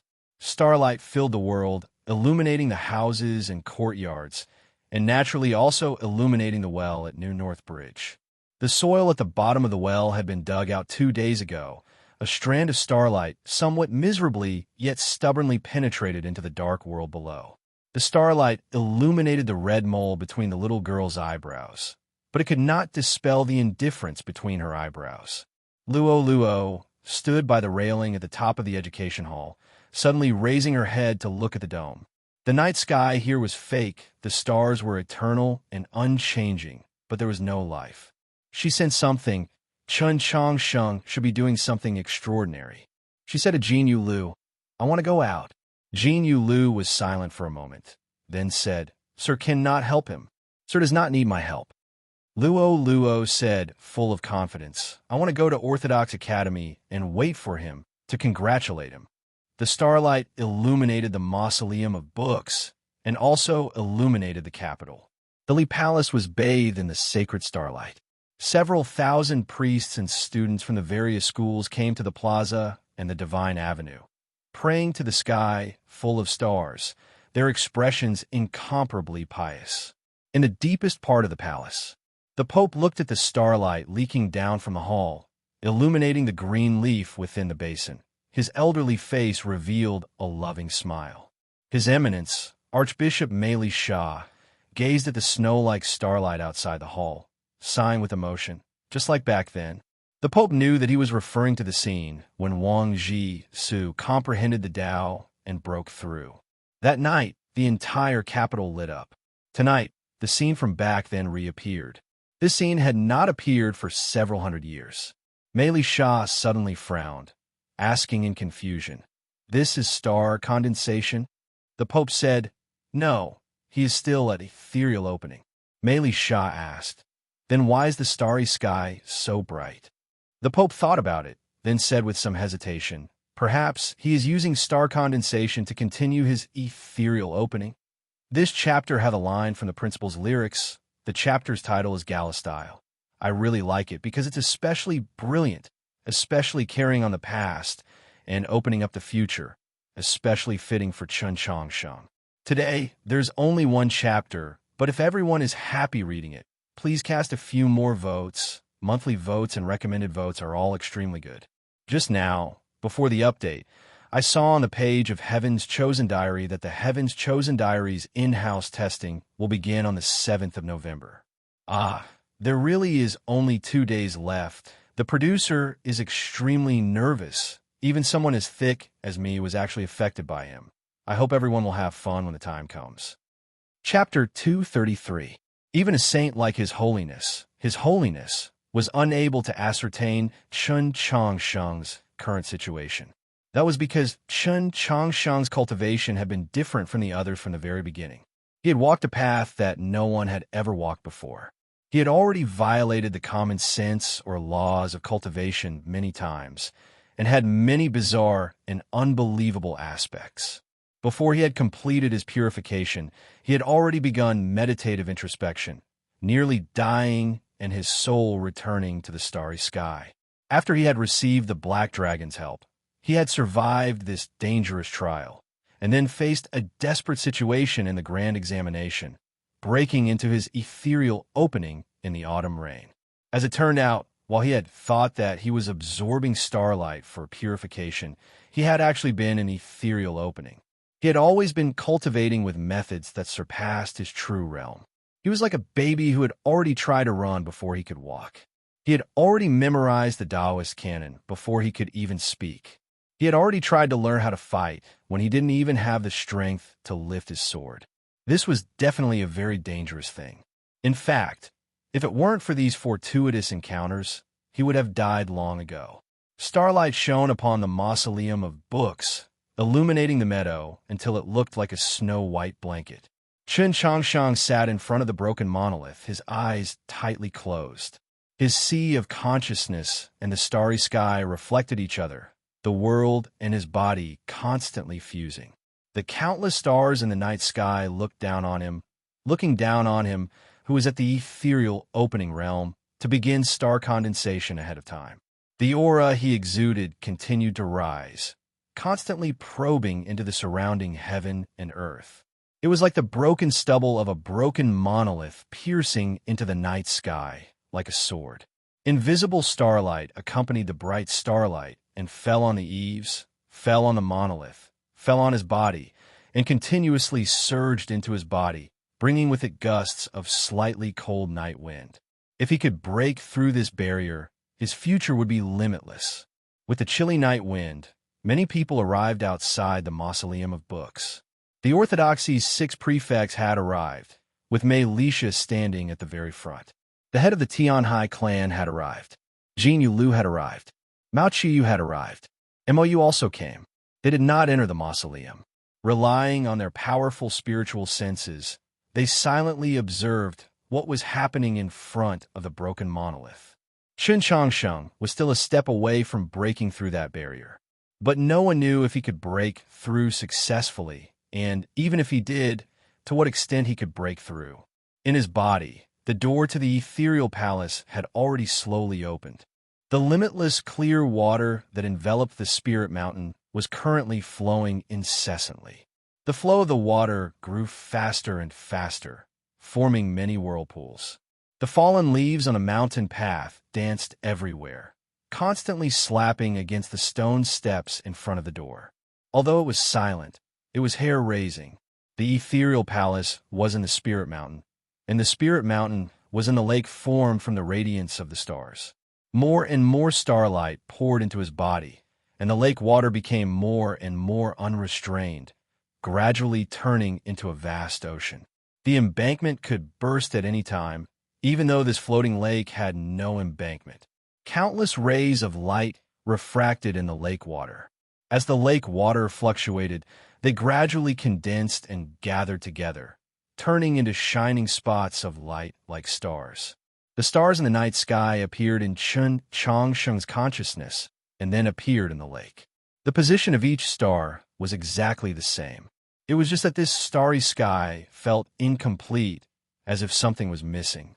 This starry sky was the 17 heavenly tome monoliths of the front mausoleum. But the front mausoleum originally had 18 monoliths. The last monolith had broken, so the monolith inscriptions naturally no longer existed. Chun Changsheng did not see those monolith inscriptions, so the star atlas in his mind was naturally missing a piece.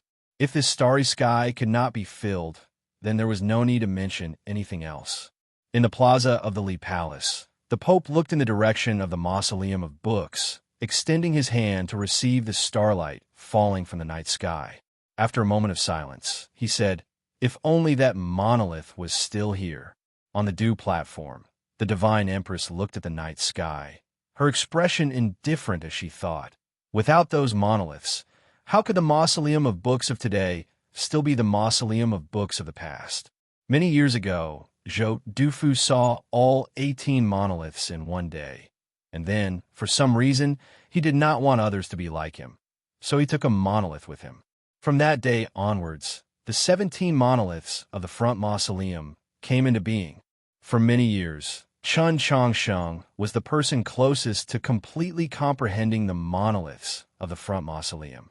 The problem was that he could not see that lost monolith, so it was highly likely that he would forever be infinitely close to the truth, but unable to touch it. Seeing the starry sky gradually taking shape in the lake, Chun Changsheng instinctively sensed that this starry sky was incomplete. He knew that what was missing was the monolith inscription of the broken monolith. He silently pondered, but could not understand.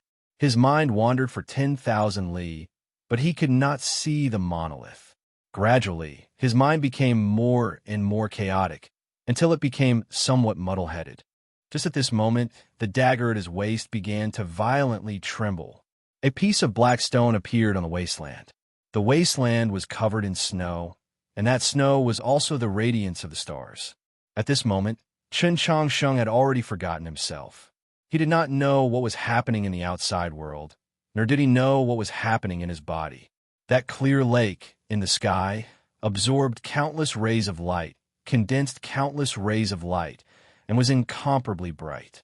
If one were to look down from above, this lake was like a very large glass bead.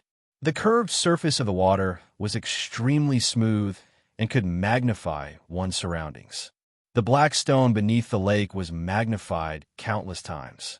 In the pavilion of ascending mist, when Chun Changsheng had touched this black stone, he had experienced a mental journey. He knew that this black stone was definitely not an ordinary object.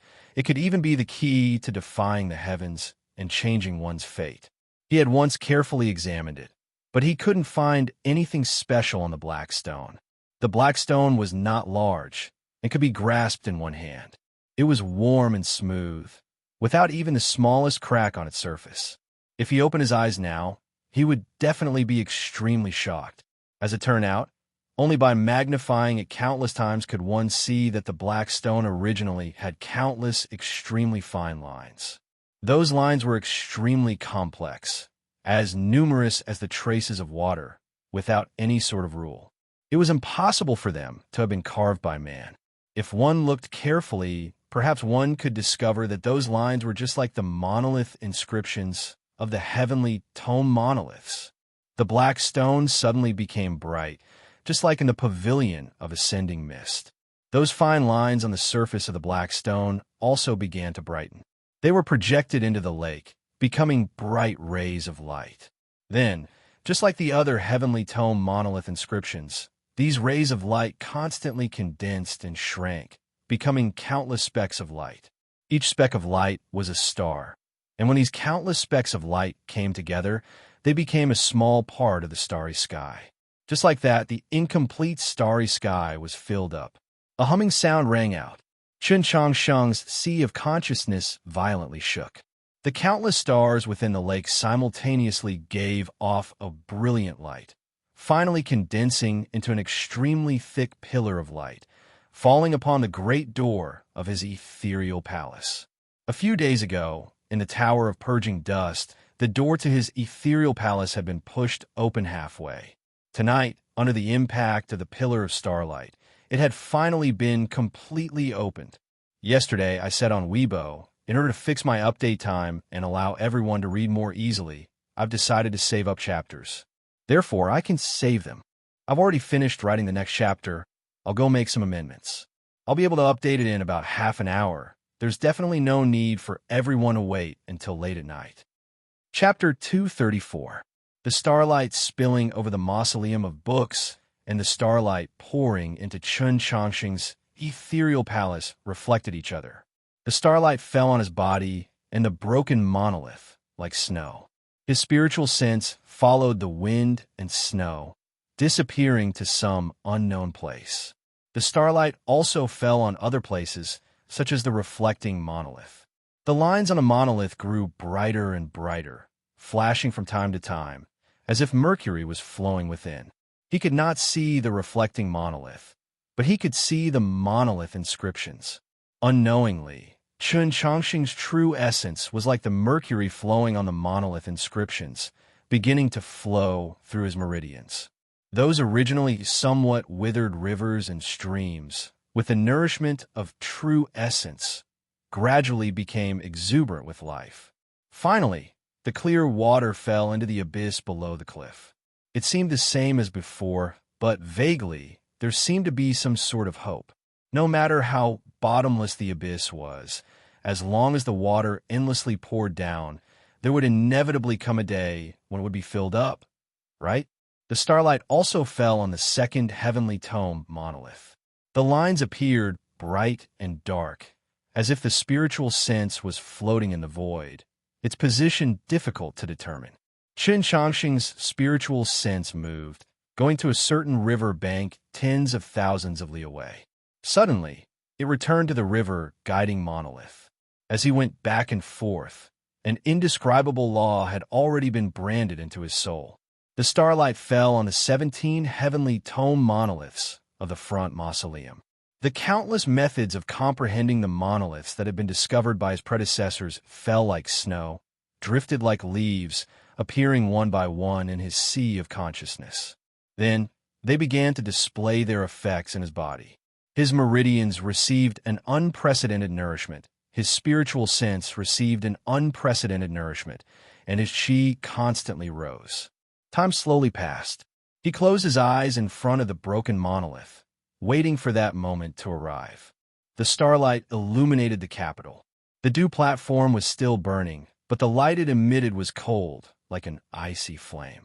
The divine empress stood in the indescribably beautiful icy flame, looking in the direction of the mausoleum of books in silence. That monolith had long since disappeared from the mausoleum. So how could Chen Changsheng still fill up that starry sky? The mausoleum of books was enveloped in the snow-like starlight, and the surroundings of the monolith hut were quiet. Go Hanshi, Zhuang Huanyu, Tang 36, and the other young monolith viewers all had different expressions as they looked at the flowing mercury on the monolith's lines. They could not be sure what had happened tonight, but they knew that it definitely had something to do with Chen Changsheng. Go Hanshi suddenly raised his head and gazed towards the complicated region of stars in the southeast corner. After a moment, he began to walk towards the monolith hut. Zhixio followed closely behind and entered the monolith hut. Soon after, Tang 36, Qi Jian, and the others did not hesitate. They also entered the monolith hut and disappeared, heading towards their own heavenly tome monoliths. They did not know why the mausoleum of books was as bright as day to night, but they knew that many years ago, when Wang Jitsa broke through, there had been a phenomenon in the capital. They could clearly sense that the starlight tonight was much denser than usual. Even their own faded stars were much more active than usual, as if they were waiting for them. In the opinion of cultivators, how could they miss such an opportunity? Especially when most of them had arrived at the critical moment of breaking through after viewing the stele for over 20 days, so they had to grab hold of every opportunity and timing.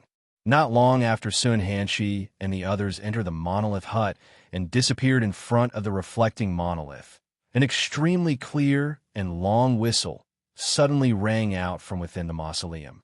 This clear whistle came from in front of the East Pavilion's monolith. The Divine State's third law, Liang Xiao Xiao, stood in front of the monolith hut, his expression as cold and arrogant as usual. Only his slightly trembling right hand betrayed the excitement in his heart. After breaking through several months ago, his cultivation had stagnated, and even his viewing of the monoliths had stopped. But tonight, by borrowing the starlight, he had unexpectedly broken through to the middle level of ethereal opening, in front of another monolith hut. From his bosom, Tang 36 took out the medicine box that Chun Changsheng had given him a few days ago. He took out a pill from a box and gave it to Zhixiu. Afterwards, he swallowed the rest of the pill and closed his eyes. Zhixiu glanced at him, then swallowed them as well.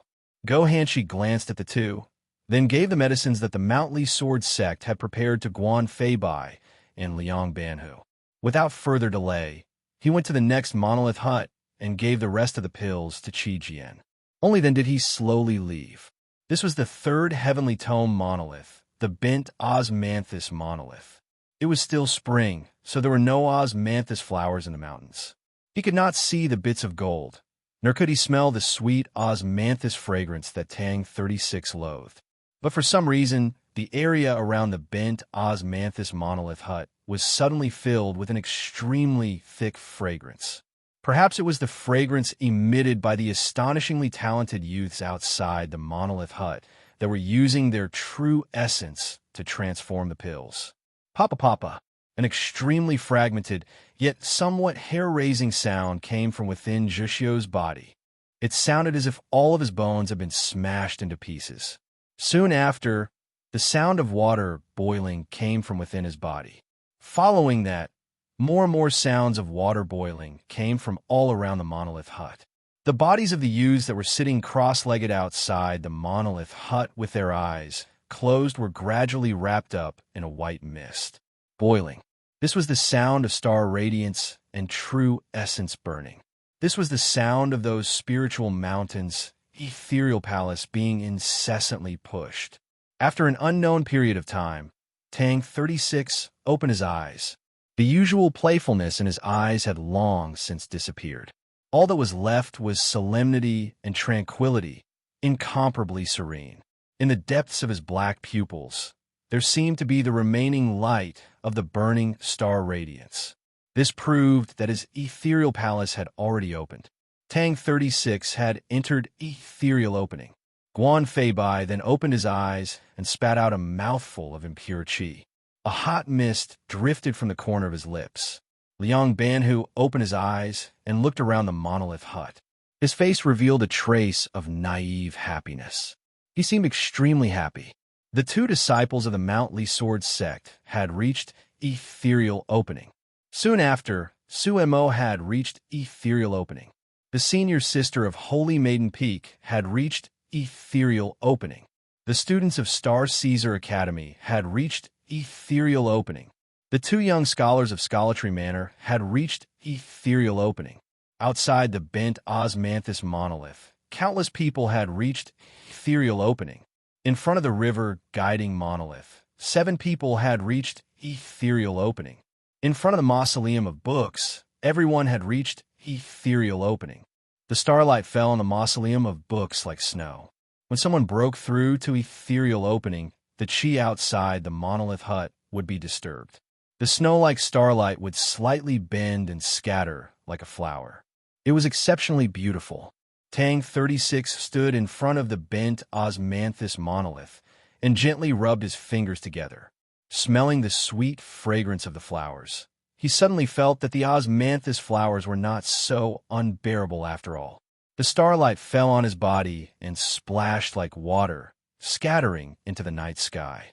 Not far away, where Liang Banhu and Guan Feibai stood, starlight also splashed into the night sky. Outside the bent osmanthus monolith hut, tinsome starlight splashed into the night sky. Similar scenes appeared in front of many monolith huts in the front mausoleum of books. In the darkness of the night, the mausoleum of books was lush with trees. Even though it was shrouded in starlight, it was still somewhat gloomy. At this moment, in the mountain mausoleum, tinsome starlight splashed and silver flowers could be seen everywhere. It was too beautiful to behold. Tang 36 looked at Zhixiao. The snow-white starlight made his face even paler. The occasional flush of red was a sign of the tide rush of blood. His true essence had been controlled by Chun Chongqing's copper needles, and he had taken many medicines. It was abnormally dangerous.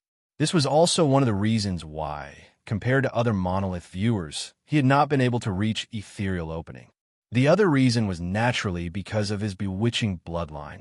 Suddenly, several mournful howls of wind could be heard in front of the monolith hut. Several deep slashes appeared on the eaves. Extremely sharp claws protruded from the tips of Zhixiao's fingers, suffused with a metallic luster. Many gray hairs sprouted from his face, and his eyes became incomparably bright red, giving off a bloody aura. Suddenly, a powerful aura burst forth from his body. He raised his head and let out a howl. A woo. This mournful howl was filled with unwillingness and anger, filled with contempt and pride. His howl was directed at the stars in the night sky, and even more so at that bright ball of light in the extreme north. I've won. Within the mausoleum of books, the starlight fell upon the bodies of the youths, breaking into ethereal opening, splashing and scattering like fireworks. It was very beautiful. If one looked at it from outside the mausoleum, it would seem like the entire mausoleum was incessantly releasing fireworks. The scene was still beautiful, but it was even more shocking. At the very front of the divine path of the mausoleum of books was a pavilion. The pavilion was surrounded by shallow canals, clear water flowing through them. Tonight, these clear canals were first covered in a thin layer of frost, and then they were illuminated by the countless fireworks in the mountain mausoleum. Under the pavilion, the dusty armor was also illuminated by the fireworks. The rust-stained helmet flashed and flashed. The person in the armor had woken up. An extremely ancient voice came out of the helmet, sounding somewhat oppressive. As expected, it's the season for the blooming of wildflowers. As the continent's first divine general, the old man had left the front lines of the war against the demons to guard the mausoleum for several hundred years. He was guarding the future of humanity.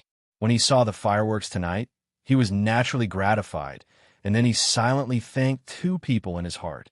One was called Sun Mei, and the other was called Chun Chongsheng. Those important figures outside the mausoleum had come to see Chun Chongsheng, but they had not expected to see such a shocking scene. In a single night, several dozen monolith viewers had collectively entered ethereal opening. Such a scene had never appeared before in history. The garden outside the mausoleum was silent, with the occasional long sigh.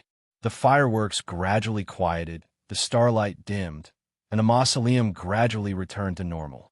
The important figures of the orthodoxy, the imperial court, and the various schools and sects made an exception and entered the mausoleum, waiting below. Tonight, there were too many young cultivators breaking through. Some broke into ethereal opening, some entered the middle level, and some succeeded in star condensation. To humanity, this was, without question, a fruitful night. They had to personally take care of the aftermath. They could not allow any problems to occur at this time. Chen Chongqing woke up and realized that he was sitting cross-legged in front of the broken monolith. He looked at the sky, thought about it, and confirmed that it was still 5 o'clock. It was just before dawn. He stood up and walked along the meadow to the edge of the cliff. The waterfall at the bottom of the cliff still emitted a soul-stirring sound. He did not sweat, did not feel tired, and did not feel sore. It was as if nothing had happened. But he knew that many things had already happened. It was darkest before dawn. The starlight was not enough to illuminate the distant capital. But in his eyes, the capital was very clear. Every street, even the great banyan tree of the Orthodox Academy, seemed to be in front of him. The morning light gradually came, disappearing into the starry sky, line by line. But he knew that those stars were still above his head. He could clearly sense his fated star. This was the first time he had sensed his fated star in the daytime. The morning sun leaped over the horizon. The warm red light fell on his face. He did not know why. He did not know why. He did not know that such a magnificent scene had occurred in the mausoleum last night. He did not know that he had become the youngest upper-level ethereal opening cultivator in history. But he still felt very moved. Today I wrote this chapter with great joy. I hope that everyone also read it with great joy. If everyone votes for me more monthly and recommended votes, then I will be even more overjoyed. In addition, there are also friends who have asked me through various channels for the activation code for the Heaven Choosing online game. In truth, tomorrow's official beta testing does not require an activation code. After registering, you can directly log into the game and play. Yes, tomorrow at 5 o'clock. Chapter 235. Facing the red morning sun, Chun Changsheng spread out his hands and did something that completely violated the rules of cultivation. In hindsight, he did not know why he did what he did back then. It was just like how he was moved for no reason at all. He wanted to do it, so he did it. He spread out his hands and found his fated star in the sky that was turning from gray to blue, then began to draw in starlight. This was the first time he had attempted to draw in starlight for purification in the daytime. Perhaps it was also the first time in countless years that an ordinary cultivator had attempted to draw in starlight for purification in the daytime. Perhaps it was because he was lucky, but he did not die, nor was he burned to ashes. On the contrary, he could clearly feel that after the gate to his ethereal palace was completely opened, the speed at which he drew in starlight was several hundred times faster than before. Yes, there were still many places where his meridians were broken, especially in the middle of the 7 most important meridians. The precipice of tens of thousands of zhang still existed, but in those broken meridians, especially in the organs around his ethereal palace, the true essence transformed from star radiance was unprecedentedly abundant. It even seemed to have healed some of the injuries to his meridians. Could this be the mystical aspect of the heavenly tome monoliths? He turned to look at the broken monolith under the hut and silently thought. At this moment, he was standing on the edge of the cliff. The two places were rather far apart, and he could not see clearly, but he felt that he could see that lost monolith and that his eyes were not playing tricks on him. At this point, Chun Changsheng had truly comprehended all the heavenly tome monoliths of the front mausoleum, accomplishing what Zhou Dufu had accomplished all those years ago. If he continued forward, he would probably enter other mausoleums and see those even more mystical heavenly tome monoliths. But he glanced at the sky and did not continue. He left. The mausoleum of books was very quiet in the morning. The fireworks from last night were no longer there. There was no one in front of the 17 monolith huts, and no one on the mountain path leading down. Many people were sleeping and had not awoken, or they would only wake up after many days. Breaking through had never been a simple matter. Not everyone could be like Chun Changsheng, who seemed to casually cross the threshold and didn't even feel a trace of tiredness. Of course, for some people, breaking through was not too difficult, such as Go Hanshi. Go Hanshi stood at the end of the mountain path, quietly waiting for him. Chun Changsheng walked in front of him and saluted with his hands folded in front of him. Looking at the faint light in his eyes, he knew that his cultivation level had also increased. From the Ivy Festival to the Grand Examination, and then to the Mausoleum of Books, the two of them finally reached the same level of cultivation, the upper level of ethereal opening. Chun Changsheng bid farewell to him and said, "I'm leaving." Go Hanshi said, "There are still a few days until the Garden of Zhou opens. There should be enough time." Chun Changsheng said, "In the capital, there are still some things that need to be handled and prepared." Go Hanshi was silent for a while, then said, I'm not planning on going to the Garden of Zhou. Take care of yourself on the road. Chen Changsheng was confused and asked, What are you doing here? At the very least, I have to finish reading all 17 monuments in the front mausoleum, Go Hanshi said with a smile. Chen Changsheng said sincerely, I wish you success. Go Hanshi looked at him and said, All of the examinees in this grand examination should thank you. Chen Changsheng didn't understand, so Go Hanshi explained what happened last night. He thought about it and said, No need to thank me. I only did what I wanted to do. Go Hanshi knew that he wasn't being modest because he really only wanted to comprehend the monoliths himself. As for the starlight that illuminated the capital and the mausoleum of books, it didn't move according to his will. The two walked side by side towards the grass hut. Crossing over the fence that had just been repaired not even 2 days ago, Chen Changsheng entered the hut and began to pack his luggage. He looked at the thunderously snoring Tang 36 and shook his head, but found that Zhishio wasn't in the hut, so he couldn't help but feel a little depressed. Carrying his luggage and walking out, he said to Go Hanshi, I'll have to trouble you to help me take care of Tang Tang. Go Hanshi said, No problem, but you have to understand, after leaving the mausoleum of books, we will still be opponents. Chen Changsheng said, I understand. Go Hanshi said again, Third Junior and Junior will go to the Garden of Zhou. When they're inside, help take care of them. Chen Changsheng was a little confused and said, You just said that we are opponents. Go Hanshi said, Opponents doesn't mean we can't take care of each other. Chen Changsheng thought about it and said, That makes sense, but I really don't think I have the ability to take care of them. Liang Xiao and Qi Jian were part of the Divine State's 7 laws and were disciples of the Mount Li sword sect with astonishing sword techniques.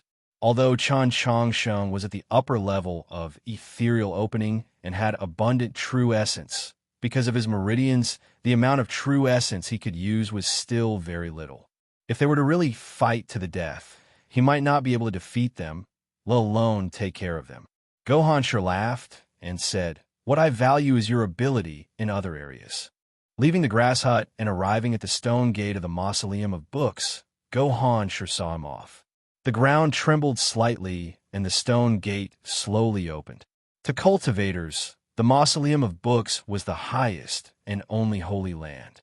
No matter who it was, when they left the mausoleum of books, they would presumably feel some reluctance or even more complicated emotions. Chen Changsheng's expression was very calm. Just like that, he casually walked out of the stone gate and did not even look back.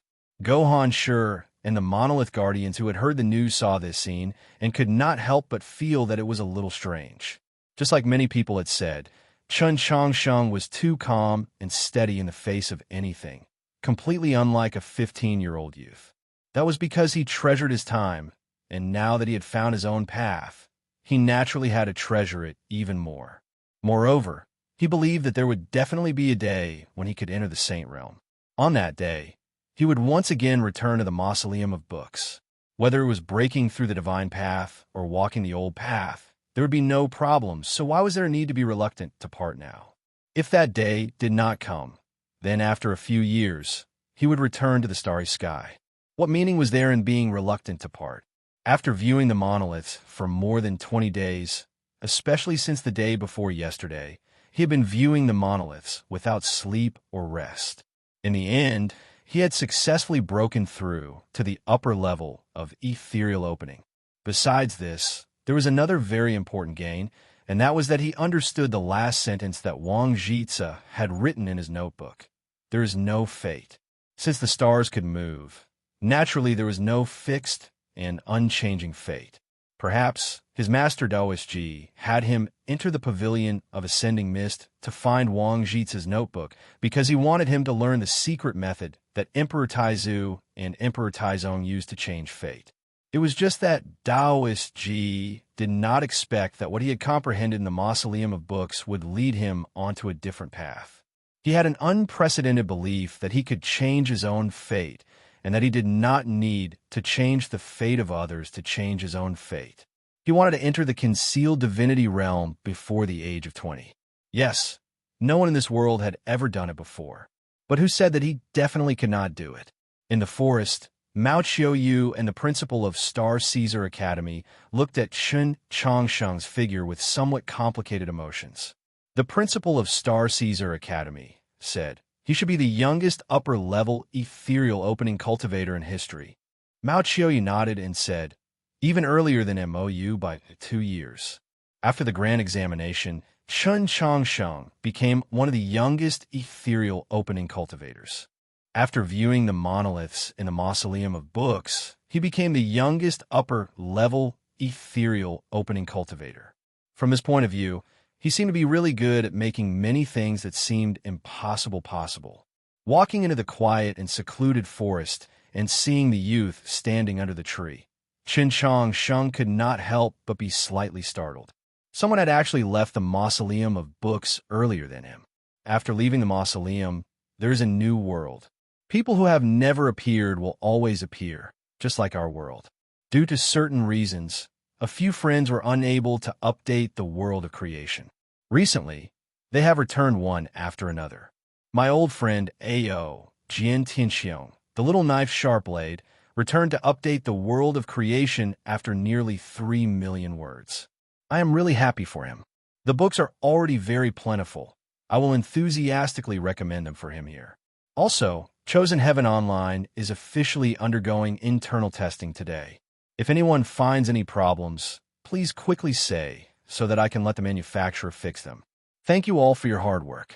The next chapter should be updated before 10:30. Yes, I said yesterday that I would save the manuscript, but now I do not have a single word in my hands. Let us continue to work hard together. Chen Changsheng also has to go outside the mausoleum to work hard. Let us see who has a better life. Chapter 236. The youth under the tree was Zhixio. Chen Changsheng looked at his pale face and the blood stain on the corner of his lips. He asked confusedly, "Why are you here?" Zhixio expressionlessly said, "I'll go with you to the garden of Zhou." Chen Changsheng was a little surprised. After a moment of silence, he said, "There might be danger." Zhixio remained expressionless and said, "So, I want to go with you to the garden of Zhou." Chen Changsheng asked why. "Tang Tang has already paid," Zhixio said. "So I will follow you and ensure your safety." Chen Changsheng was slightly surprised and said, "You are going to be my bodyguard?" "Yes." Zhixio paused for a moment, then continued, "Of course, if the garden of Zhou is too dangerous, you'll have to pay more afterwards." Until now, Chen Changsheng still wasn't used to this wolf tribe youngster's way of thinking. He shrugged helplessly and said, "But I don't need a bodyguard." Zhixio glanced at him and said, "Even though you're already at the upper level of ethereal opening, if the two of us were to be locked in the same forest, the one who would survive in the end would definitely be me." In reality, if the duels and the grand examination didn't have so many restrictions, making it inconvenient to be too ruthless, even if Gohan sure could defeat me, he wouldn't be able to kill me. In the end, he would still be killed by me. Hearing these words, Chen Changsheng felt somewhat uncomfortable, because he knew that Zhixio's words were correct. Zhixio's next words finally made him make up his mind, "And you have to treat my illness." Chen Changsheng thought about it and said, "Then let's go together." Zhixio very naturally took the bag from his shoulder and walked out of the forest. Chen Changsheng hurriedly followed up and said uneasily, "Bodyguard is fine, but how can I let you do this kind of rough work?" Zhixio remained expressionless and ignored him. Chen Changsheng said, "Then I won't give you more money." Zhixio stopped, thought about it, and said, "This counts as a gift." The two of them didn't like to talk much and were very quiet among their peers. They walked out of the forest in silence. Jin Yulu was waiting for them on the other side of the bridge. The wheels of the carriage rolled over the hard stone pavement, creaking and creaking. The brand-new gate of the Orthodox Academy was fiercely pushed open from the inside. Xinyuan ran out from inside. Kuei Wu's body was like a small mountain, causing the ground to tremble nonstop. Smoke and dust flew everywhere from the cracks of the stone steps. Chen Changsheng and Zhixio walked out of the carriage. Xinyuan said with a simple and honest smile, "You came out so early. It seems like you didn't get anything out of the steal." Zhixio slightly creased his brow and looked at Chun Changsheng. Chun Changsheng felt a little embarrassed and explained, "He was just being sarcastic, he didn't mean it." "I'm not Tang 36. Xin Yuanpa said somewhat unhappily. Afterwards, he noticed Zhixio's existence and said with slight surprise, "It's actually you? Don't tell me you've actually gone all the way to the Mausoleum of Books to collect your debt? Why are you in such a hurry? When has our country's Orthodox Academy ever refused to pay when it owed money?" Jin Yu Lu asked with a serious face. "When will I be paid?" The concierge also has to support his family. The three youths looked at him without saying a word. Jin Yu Lu was a little embarrassed and said, "I know, I don't suit the word humor. You guys continue. Zhixio isn't here to collect a debt." Chun Changsheng said to Xin Yuanpa, but he didn't know how to explain Zhixio's identity. After thinking for a while, he said, "He's here to take a look at Orthodox Academy." The Wolf Tribe youth, Zhixio, was very famous in the Yao domain. Xin Yuanpa knew that he wasn't here for money, so he naturally returned to the position of a Yao youth. He looked at Zhixio with a face full of admiration and said, "I heard from the elders in the tribe that you could already kill demon snakes at the age of 3. Zhixio ignored him. Xin Yuanpa followed him into Orthodox Academy and continued to ask, "I heard that you killed demons at the age of 7. Zhixio continued to ignore him. Xin Yuanpa's enthusiasm didn't diminish and said, "It seems that you don't intend to return to the snow plains immediately. Why don't you just enter our Orthodox Academy?" Zhixio stopped his steps. Chun Changsheng also stopped and looked at him. Zhixio thought for a while, looked at Xin Yuanpa, and said, "I'm afraid I'll become stupid if I stay with a black bear like you." As a Yao, he could naturally tell what Xin Yuanpa's true form was. Xin Yuanpa's expression suddenly became serious and said seriously, "Remove the first word, or else I'll get angry." Zhixio said, "Okay, black bear." Xin Yuanpa became angry and shouted, "Why are you as annoying as Tang 36? Chun Changsheng returned to the small building, washed up, then went to bed and slept. He didn't rest last night and was very tired. His mind had already calmed down and was no longer agitated, leaving only satisfaction and warmth. Therefore, he slept very soundly, to the point that he didn't notice that someone had entered the room. Mou sat on the edge of the bed and looked at the youth's clean and delicate appearance. She slightly raised her eyebrows and said something to him. Smelling the air and smell in the room that had become real again, she didn't know why her mood became much better. She lifted up a corner of Chun Changsheng's blanket and crawled into it. She quickly fell asleep, but even in her dreams, her eyes were like flowers. If the eunuchs in the royal palace or the ministers of the court saw her like this, they would definitely think that they were seeing things.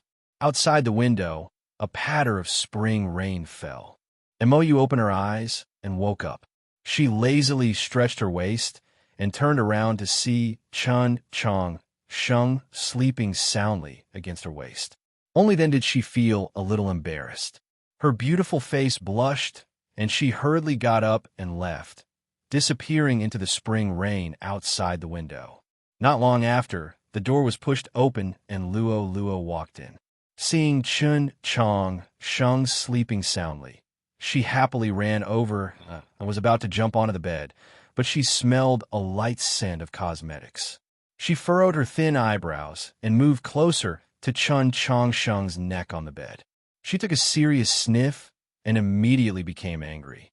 She stomped her feet, and the pearl-like raindrops on her temples rustled down.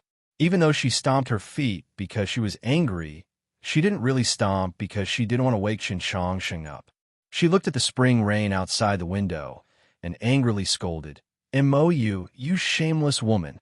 She closed the window and blocked the gentle spring rain and wind outside. The little building was now unified. She felt that no shameless woman would come and harass her master anymore. Only then did she relax. She moved the stool to the bedside and smiled at Chun Changsheng's face. She didn't say anything and didn't do anything. She just quietly looked at him and felt very satisfied. Chun Changsheng woke up. He felt that his left arm was tightly held and listened to the calm and relaxed breath. He didn't need to open his eyes to know who came. He smiled. After being held for a long time, It was always a little hard. That sour and comfortable feeling was so familiar. How could he not know who it was? He opened his eyes and saw that Luo was indeed sitting by the bed. He did not know how long she had been here. Perhaps it was because she was tired from sitting, but just like in the past, her hands were wrapped around his arm out of habit, hanging onto his body. However, she was still sitting on the stool. This posture was a little awkward, but of course it was also quite cute. Her eyelashes trembled slightly, and Luo woke up. She rubbed her eyes in confusion. Seeing that Chun Changsheng was looking at her, she woke up. She was a little shy, but also happy. She called out in a clear voice, "Master." "Good girl." Chun Changsheng touched her little face. The two left the little building and went to the library. They sat for a while and waited for Xian Yuan Pe and Zhuxiu to come over. They talked about the mausoleum of books. At noon, Jin Yulu prepared lunch. After eating, Chun Changsheng and Luo strolled around the Orthodox Academy. The spring rain was like powder. They didn't need an umbrella. When they climbed up the great banyan tree, their feet were a little slippery. Looking at the capital in the drizzle, Luo was silent for a while. She turned to him and asked, "Master, you want to go to the Garden of Zhou?" After spending so much time with Chun Changsheng in the Orthodox Academy, she could be said to be the person who understood Chun Changsheng the most in the world. She was very clear that if he didn't have a reason to leave the mausoleum of books, a person who valued time and opportunities like her master wouldn't so easily leave the mausoleum of books and those heavenly tome monoliths. Chun Changsheng said, "Yes." Luo widened her eyes and asked in confusion, "Why?" Not waiting for Chun Changsheng's answer, she lowered her head and looked at the pond under the banyan tree that was rippling due to the rain. She said softly, "Is it because Master's wife also wants to go to the Garden of Zhou?" Chun Changsheng was startled. He then realized that the wife she was talking about was Su Yurong. Although he had never thought about marrying Su Yurong, Luo's way of addressing him still made him feel a little awkward. He said, "What does it have to do with her? Only those at Ethereal Opening can enter the Garden of Zhou. Although her talent is astonishing, it's not like she hasn't broken through." Last night, the Mausoleum of Books had been illuminated by starlight for an entire night. Dozens of people had broken through to Ethereal Opening. Now that he thought about it, Su Yurong, who was ranked first on the proclamation of Azure Clouds, paled in comparison. Master's wife has already broken through to Ethereal Opening a few days ago. Luo seemed to have understood something. She once again returned to her usual innocent and lively appearance. She happily smiled and said, "The blood that flows through her body is the blood of the true phoenix." Such a proud person, even if she doesn't care about being surpassed by Master, how could she be surpassed by those mediocre people? Chun Changsheng was slightly startled. He needed some time to digest this sudden news. The first thing he thought of was that the proclamation of Azure Clouds would soon change. "Congratulations." He looked at Luo and said with a smile. Luo mumbled, "What's there to be happy about?" Su Yurong had broken through to Ethereal Opening. Naturally, she would leave the proclamation of Azure Clouds. Last night, so many people had broken through to Ethereal Opening. If they left the Mausoleum of Books, they would also leave the proclamation of Azure Clouds. The value of the current first place on the proclamation of Azure Clouds had greatly decreased. Chun Changsheng extended his hand to take her pulse and said, "The bloodlines of the Yao race and the human race are somewhat different. Especially for your White Emperor clan, your innate bloodline is far too tyrannical and powerful. Therefore, even at the meditation realm, you can still defeat many Ethereal Opening opponents. Therefore, you don't need to worry too much about it. It's just that if you want to break through to Ethereal Opening, the difficulty will be somewhat greater." Thinking of this, he couldn't help but be curious as to how Zhuxiu had broken through to Ethereal Opening last night and what he had endured in the process. Luo suddenly looked at him and said seriously, "Teacher, after you go to the Garden of Zhou and see Master's wife, you cannot be soft-hearted." Only now did Chun Changsheng remember that she had previously said that Su Yurong would go to the Garden of Zhou. Many years had passed since the White Crane message. He didn't have any feelings for Su Yurong, nor did he care about her. Even the disgust he had felt before had not been completely dispelled. However, when he thought about the possibility of actually meeting her, for some reason, he felt indescribably nervous. He just didn't understand why Luo would say such things. As soon as I finished writing, Luo felt refreshed. It was faster than I had imagined. Su Yurong is about to enter the stage. Chen's nervousness is my nervousness. In the future, I will try to finish my updates before 11 o'clock so as to not disturb everyone's rest. I will now go write tomorrow's draft. See you tomorrow. Chapter 237. Chen Changxing looked at Luo in confusion and asked, "What do you mean by soft-hearted?" Luo looked at him and sighed, saying, "Su Yurong is the successor of Holy Maiden Peak, deeply doted on by the Empress, even bringing good fortune to her father. And after the grand examination, everyone knows that Sir is the person chosen by His Holiness the Pope. In the current situation, you and she are naturally opponents." Chen Changsheng still did not understand. He thought, when leaving the mausoleum of books, Go Hanshi had even said that opponents could take care of each other. "How about you be soft-hearted?" Luo continued. "Whether or not the Garden of Zhou has Zhou Dufu's legacy or some other divine weapon or technique, in the end, it all depends on who moves faster and who is stronger." Qin Changxing thought that if Tang 36 was present, he would probably say, "Isn't it the virtuous who gets it?" Thinking of that guy's expression, he couldn't help but laugh. Luo's small face was solemn. "Sir, can you be a little more serious? I'm not joking." Chen Changsheng hurriedly apologized and asked, "Is it possible to steal from each other in the Garden of Zhou?" Luo said, "As long as no lives are lost, no one can say anything, so you can't be soft-hearted." Chen Changsheng was silent for a while, then asked, "And then, sir, you are very sentimental, and when you meet a girl, you are at a loss." Luo looked at him and said seriously, "You and Master's wife are old friends, and she's so beautiful. I'm just worried that when you meet her in the Garden of Zhou, you won't need her to do anything.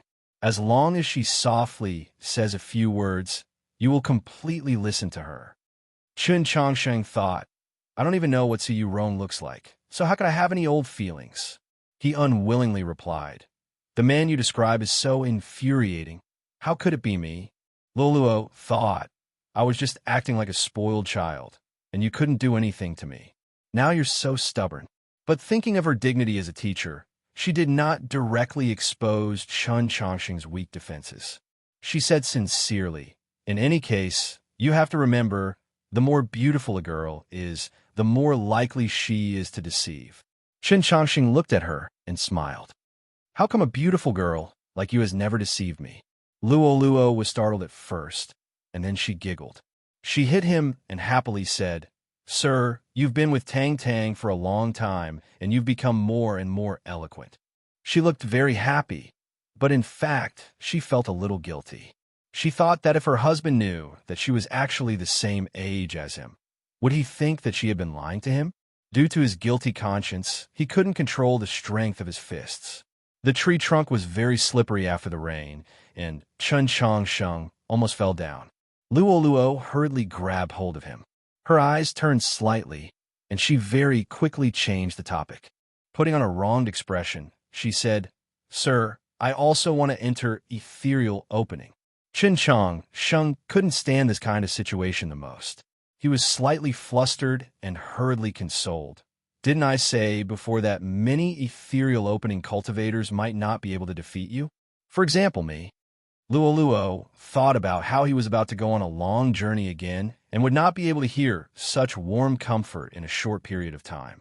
She actually felt wronged and said, "The problem is that I can't enter ethereal opening, so I can't go with teacher to the Garden of Zhou." Chen Changsheng thought about it and said, "Even if you've completed your ethereal opening, could it be that the Divine Empress and His Holiness will allow you to risk your life in the Garden of Zhou?" Even Guardian Jean wouldn't agree. Luo sighed and said, "Sir, your words really don't sound like comforting words." Chen Changsheng felt a little ashamed and said, "I'm really not good at this. Sir, if it's not to see Master's wife, then why do you want to go to the Garden of Zhou?" Luo suddenly asked seriously. She knew that Chen Changsheng was a person who treasured his time, but he always paid attention to the natural nature of his heart. Leaving the mausoleum of books to go to the Garden of Zhou, this choice, no matter how she looked at it, was filled with a sense of urgency. Chen Changsheng was silent for a while. He extended his hand and rubbed her head, but didn't give any explanation. Luo also didn't ask any more questions. The spring rain was like a thread blown in all directions by the lake wind. It fell on their faces and bodies, slightly dampening, but not at all embarrassing. Chen Changsheng extended his hand and pushed a strand of wet hair from her eyes to the side. Luo looked at him and smiled. Chen Changsheng also smiled. Luo said, "Sir, in a moment, come with me to Li Palace. His Holiness wants to see you." The smile on Chen Changsheng's face instantly disappeared. In the evening, a carriage drove out of Hundredflowers Lane and arrived in front of Li Palace. Luo, under the protection of a dozen demi-human experts and orthodoxy priests, followed the Divine Avenue between Temple Seminary and Li Palace College, continuing on the carriage towards the Hall of Clear Virtue. Chen Changsheng, under the guidance of two bishops, followed a divine avenue that he had never stepped on before, heading towards the main hall of Li Palace. The setting sun was like blood, but it didn't have the aura of a powerful army, only solemnity. The priests and scholars walking on the divine avenue recognized his identity and gave way to him. Today, the entire continent already knew that this new student of Orthodox Academy, who had caused a ruckus in the capital last year, was the person chosen by His Holiness. Of course, he himself was famous. Su Yurong's fiancé, first upon the first banner in the grand examination, no matter which title, he had the right to attract the attention of all. Not to mention that not too long ago, he had viewed all the monoliths of the front mausoleum in one day in the mausoleum of books, and last night, he had bathed the entire capital in starlight. Several hundred gazes looked at Chen Changsheng on the Divine Avenue. The emotions in those gazes were very complex: shock, admiration, envy, and even reverence. Yes, the current him finally had the right to make others feel reverence. It wasn't in terms of cultivation level or strength, but rather the talent and background he had displayed. Chen Changsheng's current mood was also very complex. From the moment the grand examination had been announced, he knew that there would be a day when he would be summoned by His Holiness.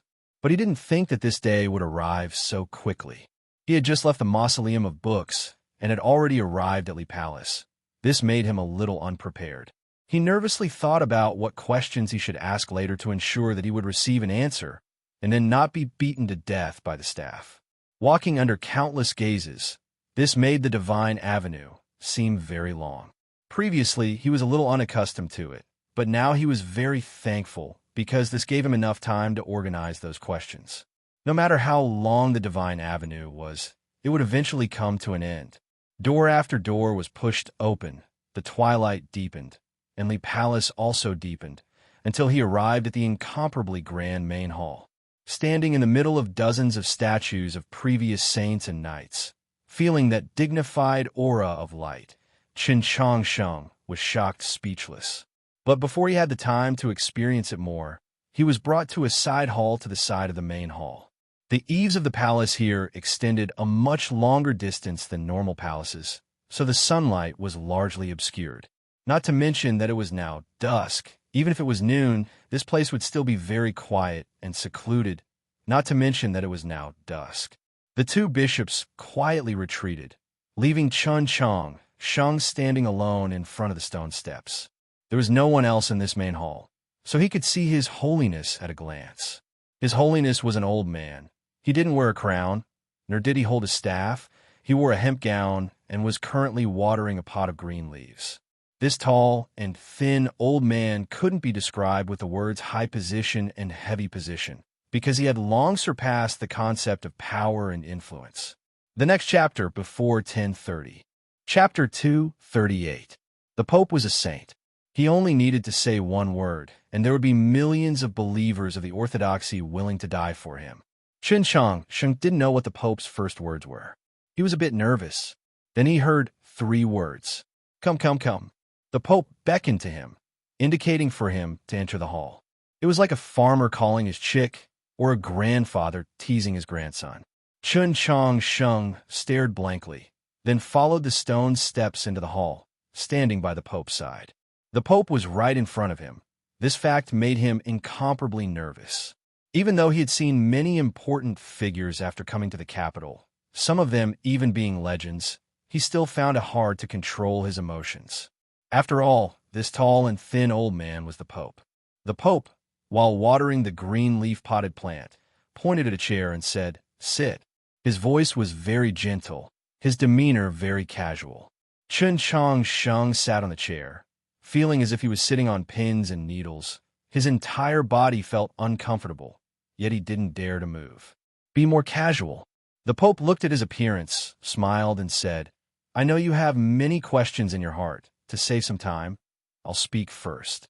If there's anything you don't understand, or if there's anything you want to ask, you could directly ask me. If it's convenient for me to answer, I'll naturally answer you." Finishing this sentence, his hand left the wooden ladle, smiled, and said, "I'll speak first and answer afterwards. It'll take about 200 breaths of time. I think you can still endure it." Sheng knew that the Pope was referring to his current sitting posture being very difficult. He couldn't help but feel a bit embarrassed, respectfully nodding his head. Without any preamble, without any foreshadowing, the Pope began his own narration. "Your teacher is called Taoist Ji. He also has another identity. He was once the principal of the Orthodox Academy, which is also my senior. You don't need to look at me like that. I'm very sure that he only has these 2 identities, because the most likely 3rd identity was already eliminated by me and the Empress a while ago. In other words, you're my martial nephew. There has always been a saying outside the Li Palace that Tianhaiyuer is my successor, but that is not true. I do not have a true successor. So in other words, you are the only successor of our sect, so it is only natural that I look after you. I have a grudge against your master, a huge grudge. I killed him once, but I didn't expect him to survive. I'm already so old now, and I can't be bothered to kill him again. Besides, just because he made a mistake doesn't mean that you're also in the wrong. You shouldn't be the one to bear the responsibility. He agreed to let you enter the capital to break off the engagement. He did not deliberately conceal the name of Taoist Ji, which means that he did not intend to hide it from us. In fact, I think that he wanted me to look after you. But you entering the Orthodox Academy was truly just a coincidence. Letting you enter the Tong Palace was because I had MOU take you there. Why can I make her move? Because I am the Pope. Staying in the Tong Palace for a night can avoid the storm of the Ivy League gathering. With the Bureau of Traditional Education watching, entering the 3 grades in the grand examination isn't too difficult. But I didn't think that you would get to know Princess Luo and even become her teacher. I didn't think that the stagnant Orthodox Academy would actually be able to cause such a huge commotion. I didn't think that you would be able to leave the Tong Palace, face the storm of the Li Mountain Sword Sect at the Ivy League gathering, break into ethereal opening at the grand examination, and actually obtain first upon the first banner. Saying this, His Holiness paused for a moment, looked at him lovingly, and said, "Why I didn't think of the most, and what I should have thought of the most, is that since you are the only successor of our sect, why would you need my care or my arrangements? Not bad. This child of yours is truly not bad." The palace hall was silent. From the moment His Holiness spoke his first words, Sheng's mouth had been wide open due to shock and had never closed it again. Orthodox Academy had always been under the care of the Bureau of Traditional Education. At the very beginning, including him, many people thought that this was a silent protest by the Orthodoxy's conservative faction towards His Holiness and the Divine Queen, as well as some sort of symbolic declaration. It wasn't until the battle for the grand examination, when the Tower of Purging Dust was rained several times, and His Holiness personally crowned him with the laurel, did people realize that this wasn't an internal affair of the Orthodoxy, but rather a declaration made by the Orthodoxy to the Divine Queen and the Zhou dynasty. From that moment on, Qin Changsheng had many guesses as to why His Holiness valued him so much. He was very sure that this value had something to do with his master, but no matter how he thought about it, he couldn't have imagined that the extremely unremarkable middle-aged Taoist in Xining Village's old temple was actually His Holiness Senior, the last principal of Orthodox Academy that had been reduced to ruins over 10 years ago. If you have anything to ask, then start asking. His Holiness picked up a handkerchief from the table and wiped his hands, casually saying this. Before this conversation had started, according to Qin Changsheng's imagination, for an important figure like His Holiness, his words would definitely be shrouded in mist, his words cryptic and profound, hiding countless deep meanings. He would need to be carefully pondered in order to comprehend the truth. Who would have thought that His Holiness would so simply and cleanly explain everything? The bright moon and cool breeze felt refreshed. All the questions he had on the Divine Avenue had all been answered. He didn't know what else he wanted to ask until he remembered the few details in His Holiness' words. He said with a serious expression, "You said that my master made a mistake." "What mistake?" His Holiness said, "That year, he went against the Orthodoxy's Great Radiance Assembly's decision, supporting the Chun royal clan in opposing the Divine Queen, bringing the entire Orthodox Academy and even more people into that abyss.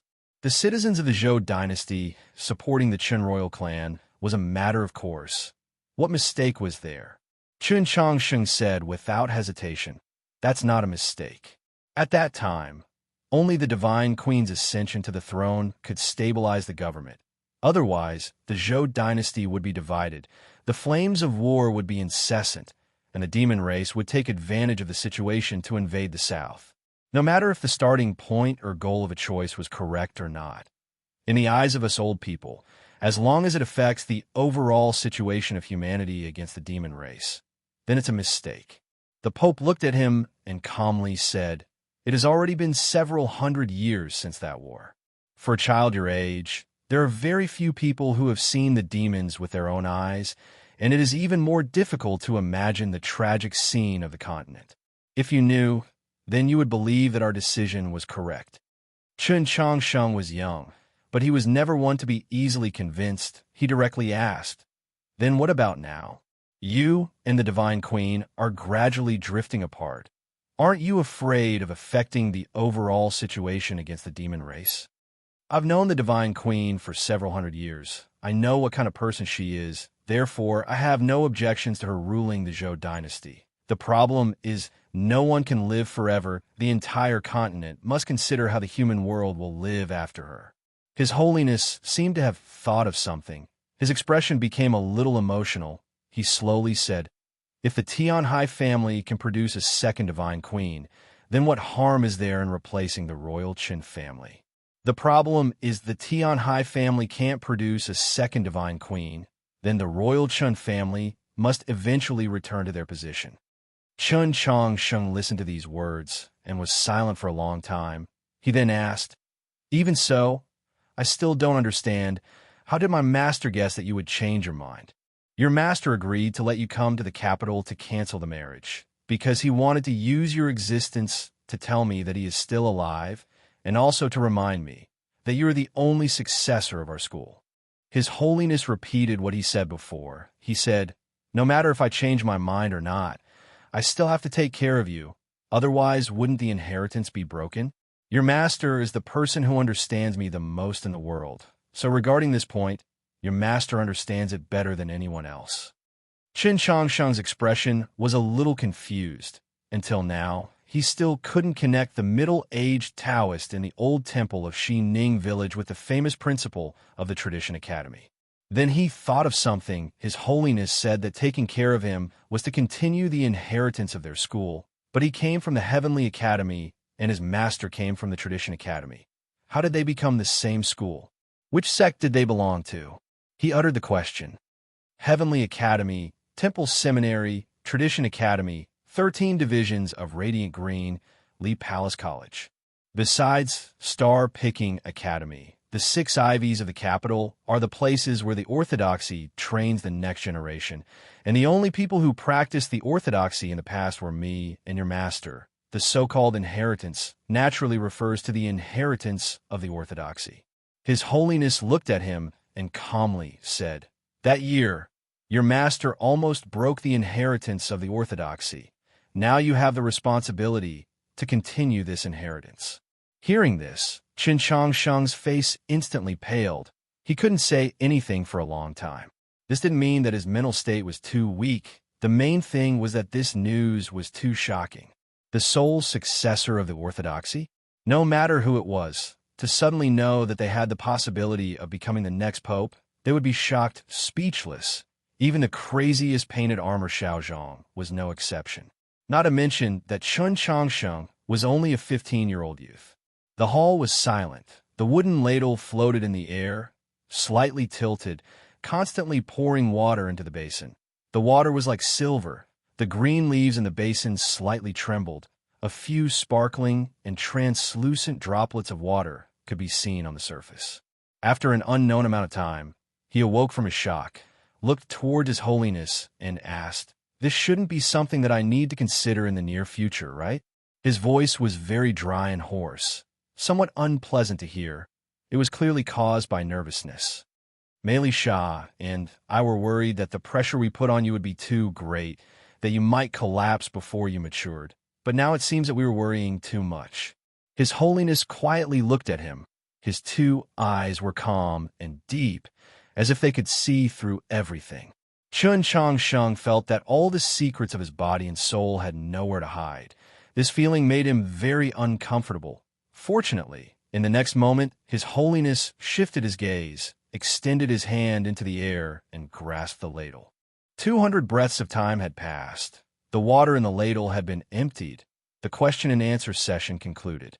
It was time for Qin Changsheng to leave, but he didn't want to leave. He had previously found that he had no questions to ask, but now he remembered there were still many things that he wanted to know. For example, the mausoleum of books, for example, the Garden of Zhou, for example, the stars. For example, the orthodoxy. Chapter 239. In the beginning, he didn't think there was anything to ask, but then he found that there were countless unanswered questions. Facing the Pope's eyes that seemed to be able to see through everything in the world, Qin Changsheng was silent for a long time. Although he was young, it didn't mean he didn't understand.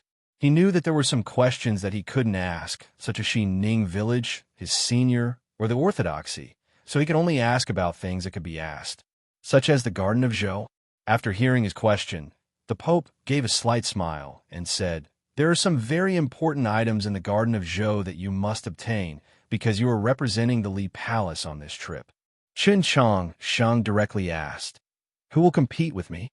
These words sounded a bit arrogant, but in reality, it was very honest. In the Zhou dynasty, who dared to compete with the Li Palace? In reality, he already had an answer in his heart. He just needed confirmation. The Pope said, "The orthodoxy is divided into the north and the south. Since you are representing the Li Palace to the Garden of Zhou, then those who dare to compete with you and will compete with you are naturally people from the south." The Pope didn't clearly tell him what the important item in the Garden of Zhou was. He only said that when Qin Changsheng saw that item, he would know that it was the item he was looking for. In reality, Qin Changsheng had already guessed what the item was, but the Pope didn't say it for some reason, so he naturally couldn't bring it up. Thinking back to what Luo had said on the great banyan tree in the afternoon, he knew that his opponents in the Garden of Zhou were probably the ethereal opening experts from Holy Maiden Peak, the Longevity Sect, and Scholatry Manor.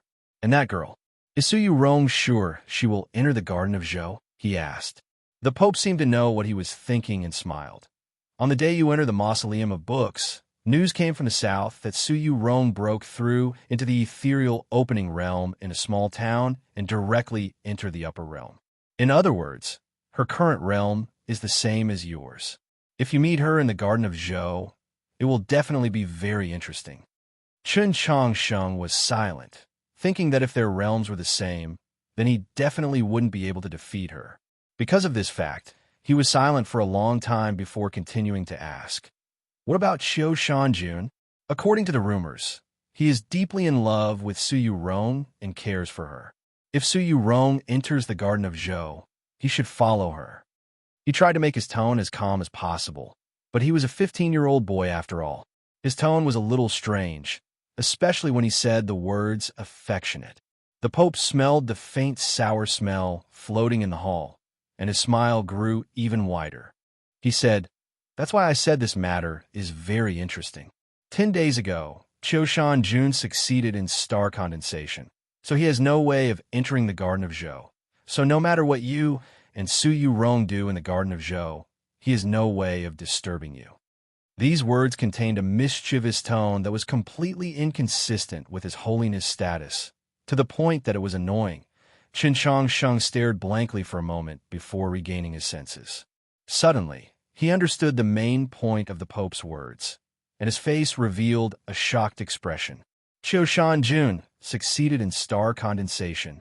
Previously, when he was fighting over the key to the Garden of Zhou with the demon experts, he was heavily injured. Instead, it brought about a stroke of good fortune. Using this opportunity, he successfully broke through. Qin Shang was silent and speechless. If you remember correctly, Qiushan Jun was not yet 20 years old. He had not participated in the grand examination and had not entered the mausoleum of books. However, he was already at star condensation. Su Yu Rong was younger than him by 3 days and had not even entered the mausoleum of books to view the monoliths and comprehend the way, yet she had already truly reached the upper level of ethereal opening. He silently thought to himself, this is what a true genius should be. His cultivation was to follow his heart, to focus on a tranquil state of mind. Moreover, he truly did not have any feelings for Su Yu Rong, but for some reason, every time he mentioned her and that man called Qiushan Jun, he would always feel somewhat awkward. What made him even more uncomfortable was that even though he had already created so many miracles, Qiushan Jun had always been able to steadily surpass him. He had obtained first upon the first banner in the grand examination. Qiushan Jun had obtained the key to the Garden of Zhou. He had entered the mausoleum of books to view the monoliths and entered the straight realm of ethereal opening. And Qiushan Jun had not needed to view the heavenly tome monoliths to succeed in star condensation. The important matter of the country versus the trivial matter of one's own cultivation, whether one needed external objects or not, no matter how you looked at it, the latter was stronger. I believe that you are stronger than Qiushan Jun. His holiness seemed to know what he was thinking and said with a smile, even if others don't think so, they still wouldn't dare say that you are weaker than Qiushan Jun. Chun Chang shook his head and said, I am inferior to him. The Pope calmly said, you are younger than him by 4 years. Qin Shang stared blankly for a moment. Then he happily laughed. The Pope continued, as for Su Yu Rong, she is, after all, Su Shiji daughter. Qin Shang was silent. Since Su Shiji was the Divine Empress dog, Su Yu Rong naturally had to stand on the side of the Divine Empress and the Southerners. In other words, she had to stand against the orthodoxy. He thought of an extremely frightening question. The Divine Empress knows of my background? The Pope nodded his head and said, MOU has long sent people to Xining village to investigate your background. This matter can't be concealed forever. After the grand examination, I will explain it to the Divine Empress. Qin Shang was silent for a moment, then asked, will the Empress? She won't. The Pope looked at him and said with a smile, if the Empress doesn't want to tear apart, then she won't, at least on the surface, act against you, because that would be equivalent to pushing my Li Palace towards her enemy. No one would want to face such a situation, even if she is the Tianhai Divine Empress. What was self-confidence and confidence? This was. The matters within the Garden of Zhou are naturally important, but don't forget, the true enemy is still in the north. This time, the key to the Garden of Zhou has fallen into our hands, but the demons definitely won't be willing to give up like this. If Black Robe is still alive, he will definitely do something, whether in the Garden of Zhou or outside, as long as he hasn't returned to the capital. You must be sufficiently cautious. Many thanks for the saint's guidance, said Qin Shang. The Pope said, do you still want to call me saint? Qin Shang was somewhat unaccustomed to this. Yes, martial uncle. The Pope gave a satisfied smile. Before the conversation ended, Qin Shang made a request. Previously, The Pope had said that on the last night of the Ivy League gathering, it was Mou who had brought Chun Changsheng into the Tong Palace, so he should be very clear on what was beneath the coal pond. I want to see that black dragon. Chun Changsheng looked at the Pope and said very sincerely. The Pope didn't think that his only request would be this. He smiled and asked, "It sounds like you've met that black dragon before." Chun Changsheng told the Pope about his meeting with the black dragon at the bottom of the pond, but left out many details. He didn't mention that he had once meditated there and almost died from self-immolation. He only said that he had promised it, that if it was willing to let him go, he would find time to visit it. This was the so-called promise. Although it was an evil dragon, a promise is a promise. The Pope seemed to be very satisfied with his actions of honoring his promise. He said, Wang Jisoo tricked it into staying at the bottom of the pond. It really was not kind. Chun Changsheng asked, "Then how do I see it?" "The well at New North Bridge has already been opened." Saying this, the Pope took out a wooden plaque from his bosom and handed it to him. Chun Changsheng received the plaque. He saw that on the plaque were written 4 words in Yang script. Orthodox Academy. This is... Chun Changsheng looked at the wooden plaque. He didn't quite understand. The Pope smiled and said, "This is Orthodox Academy's school plaque." Chun Changsheng still didn't understand. The Pope said, "Only the principal of Orthodox Academy has the right to hold this plaque." Chun Changsheng still didn't understand, or perhaps he vaguely understood, but he couldn't believe it. The Pope looked at him and smiled. "This is our first official meeting. As your martial uncle, I have to give you a greeting gift. Only opening the well at New North Bridge is too stingy. How about this plaque?"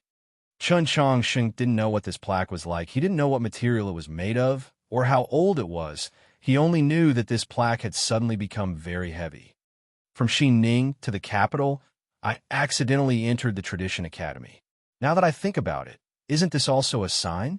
The Tradition Academy was destroyed in the hands of your master, so it should be reborn in your hands. The Pope looked at him and said emotionally. Only now did Chun Changsheng know. From the moment he received this plaque, he had become a newest principal of Orthodox Academy. But what was the identity of the principal of Orthodox Academy? Although in these past 10 years, Orthodox Academy had declined like a graveyard, it was still one of the 6 ivies of the capital, and it used to stand shoulder to shoulder with Heavenly Academy, the oldest school. And in the afternoon, he had heard from Luluo that the Archbishop of the Sacred Hall of Subjugation had died of illness, and that the principal of Heavenly Academy, Mount Chiu, had been promoted to the ranks of the 6 prefects of the Orthodoxy. He was only a 15-year-old youth, and he was actually going to become the principal of Orthodox Academy. He suddenly felt that the school plaque in his hand was not only heavy, it had also become scorching hot. Not far from the hall, he heard a cough from the side of the road. Chun Changsheng looked over and saw that it was the Archbishop of the Education Board, Mei Sha. He hurriedly stepped forward and bowed. Mei Sha looked at him and smiled, indicating that they should walk together. He slowly said, "Now everything is clear?" Chun Changsheng was silent for a moment, then said, "More or less." Mei Sha gazed at the numerous stars in the night sky. After a moment of silence, he said, "You know that I'm very old, right?" Chun Changsheng didn't have time to respond before Mei Sha continued indifferently. "In the current orthodoxy, only I and His Holiness are the oldest. Being old is a very good thing, because you can see many things, but being old is also a very bad thing, because you will remember too many things. Living like this is rather tiring. Those matters of the orthodoxy in the past, even now, I can still clearly remember them. But strangely, I've somewhat forgotten what happened to Orthodox Academy over 10 years ago." Mei Sha coughed twice, then continued, "I have a very good relationship with your teacher, so the first person to discover your identity was me. At the time, I actually wasn't clear on His Holiness's intentions, so I waited a while before letting him know. Of course, your teacher's caution can also be understood." Even now, Chun Changsheng still couldn't completely understand this matter, so he remained silent. In the darkness of the night, the Li Palace was very quiet. As he walked along the stone path between the halls, the distant, glorious lights on the side of the Divine Avenue could be faintly seen. There was a question that he didn't dare to directly ask in front of His Holiness. But at this moment, he finally couldn't suppress the worry in his heart and uneasily said, I'm a little worried about Master. Mo has long sent people to Xining village, but you don't need to worry. That year, when all the experts of the great Zhou dynasty surrounded and attacked Orthodox Academy, even the Empress and His Holiness personally took action, your teacher was still able to survive, let alone now. Chen Changsheng looked at the old man's squinted eyes and earnestly said, Thank you for your care for this past year. Mei Li Sha squinted his eyes and smiled like an old fox. Living in the capital is actually very easy because wanting to die here is an extremely difficult matter. The people that live here all have old memories. They all cherish old times. Chen Changsheng earnestly pondered over the meaning of these words. Mei Li Sha looked at him and said, But outside the capital, it's no longer like this, especially outside the borders of my great Zhou dynasty. It's full of dangerous storms. You can only take care of yourself. Chen Changsheng thought about what His Holiness had previously said and said with some uneasiness, Black Robe, could it be that he's really still alive? What scheme will the demons have planned for the opening of the Garden of Zhou? Mei Li Sha said, Since the key to the Garden of Zhou is in the hands of the humans, no matter how unwilling the demons are, they still have no way of grasping the initiative, so you don't need to worry too much. On the contrary, don't forget that there are some people in the great Zhou dynasty whose intelligence is far inferior to Black Robes, but their ruthlessness, shamelessness, and despicableness far surpass Black Robes. You need to be wary of these people. Chen Changxing knew he was talking about Zhou Tong. Arriving at the side of the divine path in front of the main hall, Mei Li Sha stopped his steps and said, I'll send you to here. Chen Changsheng respectfully bowed and said, After returning from the Garden of Zhou, this junior will come to see Sir. Mei Li Sha shook his head and said, Too low. Chen Changsheng was slightly startled. He didn't understand what these two words meant. You are bowing too low. Mei Li Sha smiled at him and said, You are now the principal of the Orthodox Academy. The only ones qualified to receive your full bow are the Pope and the Divine Empress. Besides them, you do not need to bow to anyone else. Only then did Chen Changsheng remember that his identity had changed. The Archbishop of the Bureau of Ecclesiastic Education was only of the same rank as him. Within the serene depths of the Li Palace, the distant and bright sound of a bell suddenly resounded. The sound of the bell did not represent a signal to return home, but rather an extremely formal edict from the orthodoxy. The contents of this edict were spread across the various halls at a speed faster than the night wind, towards the various provinces and countries of the continent. From today onwards, you do not need to lower your head. Mei Li Sha looked at him and said with a smile, then turned around and left. Chen Changsheng stood by the side of the Divine Avenue, feeling somewhat absent-minded, as if nothing was real. Two bishops were waiting on the Divine Avenue to escort him out of the palace. If one were to say that when they had escorted him into the palace, the two bishops had been calm and courteous, then they were now extremely respectful. The hierarchy of the orthodoxy was very clear and orderly. The division of social classes within the Li Palace had always been very strict. He was currently not a new student of the Orthodox Academy, but the principal of the Orthodox Academy, so he would naturally enjoy a different kind of reverent gaze. The high-hanging lanterns illuminated the perfectly straight Divine Avenue. Under the escort of the two bishops, Chen Changsheng followed the Divine Avenue towards the outside of the palace. Along the way, the clergy he encountered all moved to the sides of the Divine Avenue to give way. Previously, when he had entered the Li Palace, he had encountered a similar scene. However, at that time, after the clergy had moved aside, they only needed to send him off with their gazes. This time, however, they could not do so, because the previous courtesy was now disrespectful. They needed to bow to Chen Changsheng.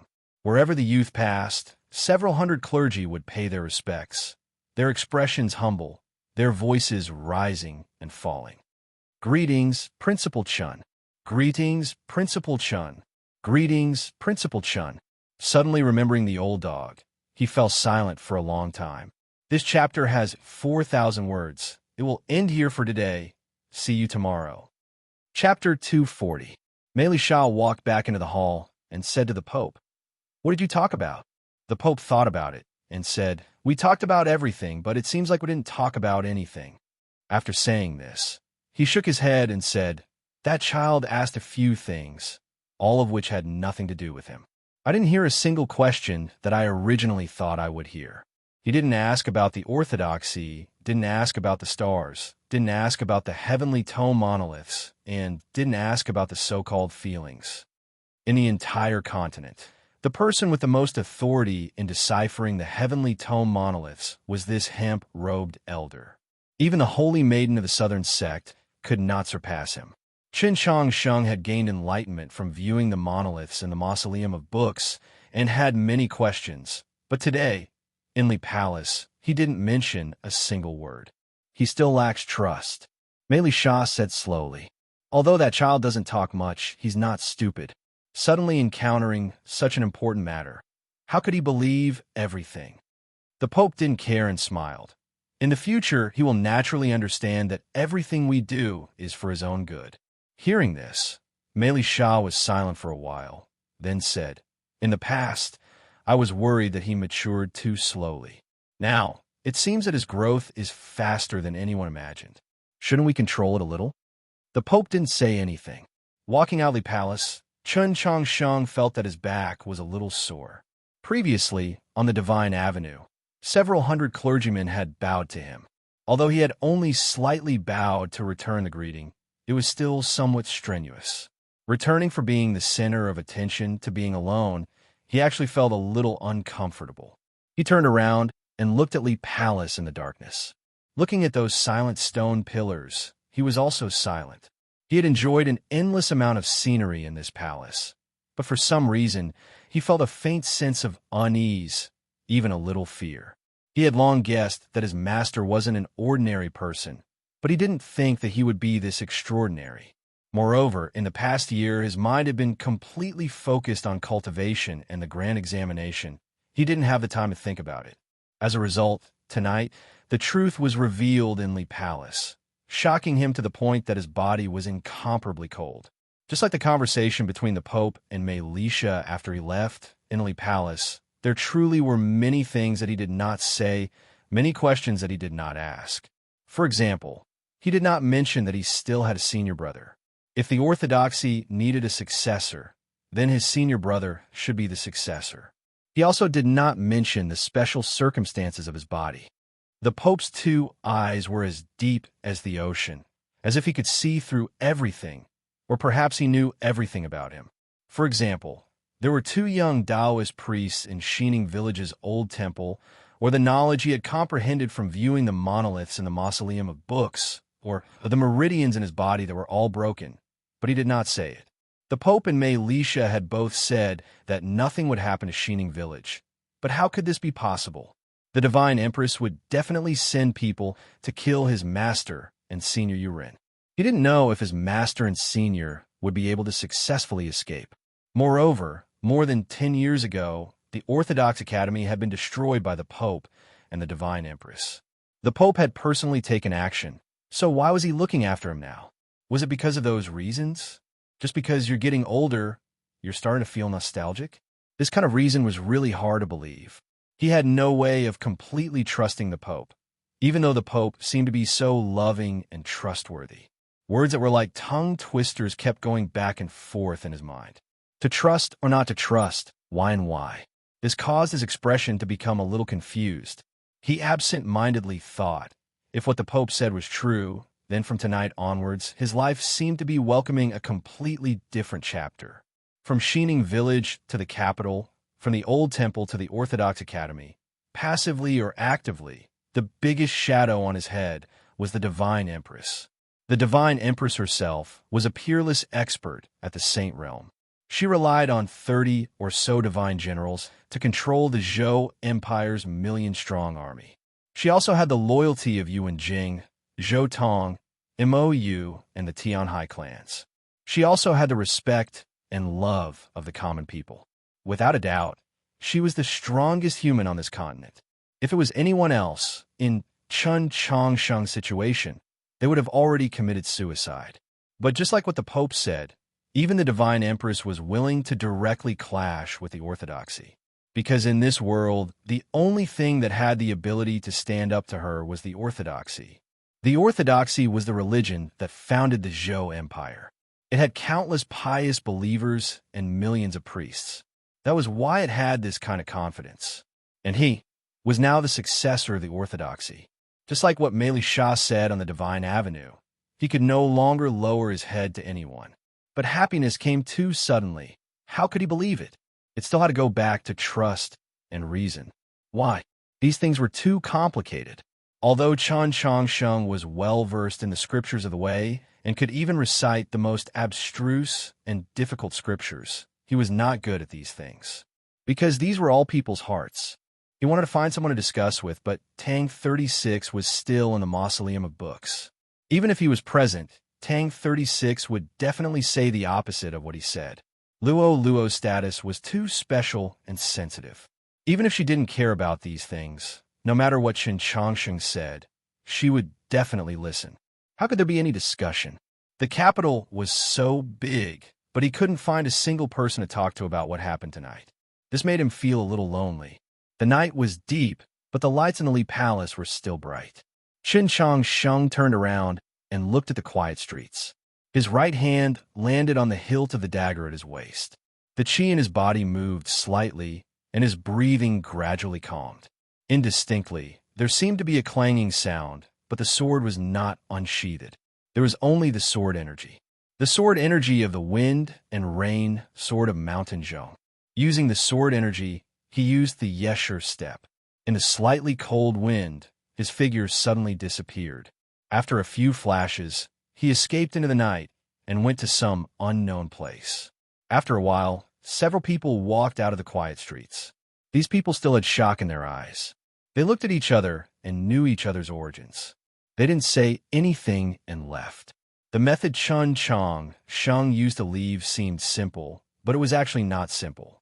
These people that the major powers of the capital had sent to monitor him, none of them could follow his tracks. The current Chen Changsheng had finally entered the realm of experts. The bell of the Li Palace rang, announcing to the entire continent that Chen Changsheng was the new principal of Orthodox Academy. This news once again shocked everyone. From the Imperial Palace to the Tianhai clan to the Divine General of the East Estate, many people couldn't sleep because of this news, constantly analyzing what it represented. As the subject of discussion and speculation, Chen Changsheng was currently strolling in a bustling night market in the southern part of the capital. He first went to the famous Tuyuan roast lamb shop and ordered a whole roast lamb. Then, he began to buy from the stalls along the street. An hour later, he appeared under a tree outside of New North Bridge. The spring night was deep. The temperature wasn't as cold as it had been a few days ago. There wasn't much dew on the grass. On the distant imperial city, the light from the corner towers spilled onto the ground, illuminating the new buds on the trees into an especially emerald green, looking like new tea leaves. This place was very close to the palace walls and was heavily guarded. The eyes of the night owls on the city walls that were responsible for night surveillance were especially bright, like luminous pearls. Chen Changsheng hid his body under the shadow of a large tree and quietly sensed the surrounding environment.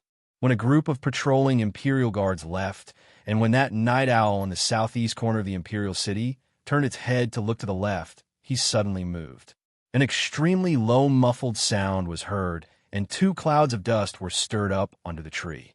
2 clear footprints were left behind, and he had already disappeared without a trace. After a moment, the dust gradually settled, just enough to cover up the 2 footprints. Before this, his body had drawn a blur in the night sky, arriving in the air above the abandoned well. From under the tree to the well, he only used 1 step. At the time, he only had time to think. If His Holiness was lying, he would definitely fall in an extremely sorry state. Was this also a test of trust? A whoosh sounded. He fell into the abandoned well with incomparable accuracy, not even his clothes rubbing against the walls of the well. This level of accuracy was indeed rather shocking. The bottom of the abandoned well had indeed been dug open again.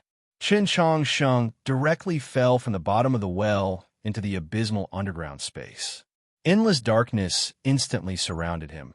He could only see an extremely faint wisp of starlight above him, could only hear the increasingly fierce howling of the wind.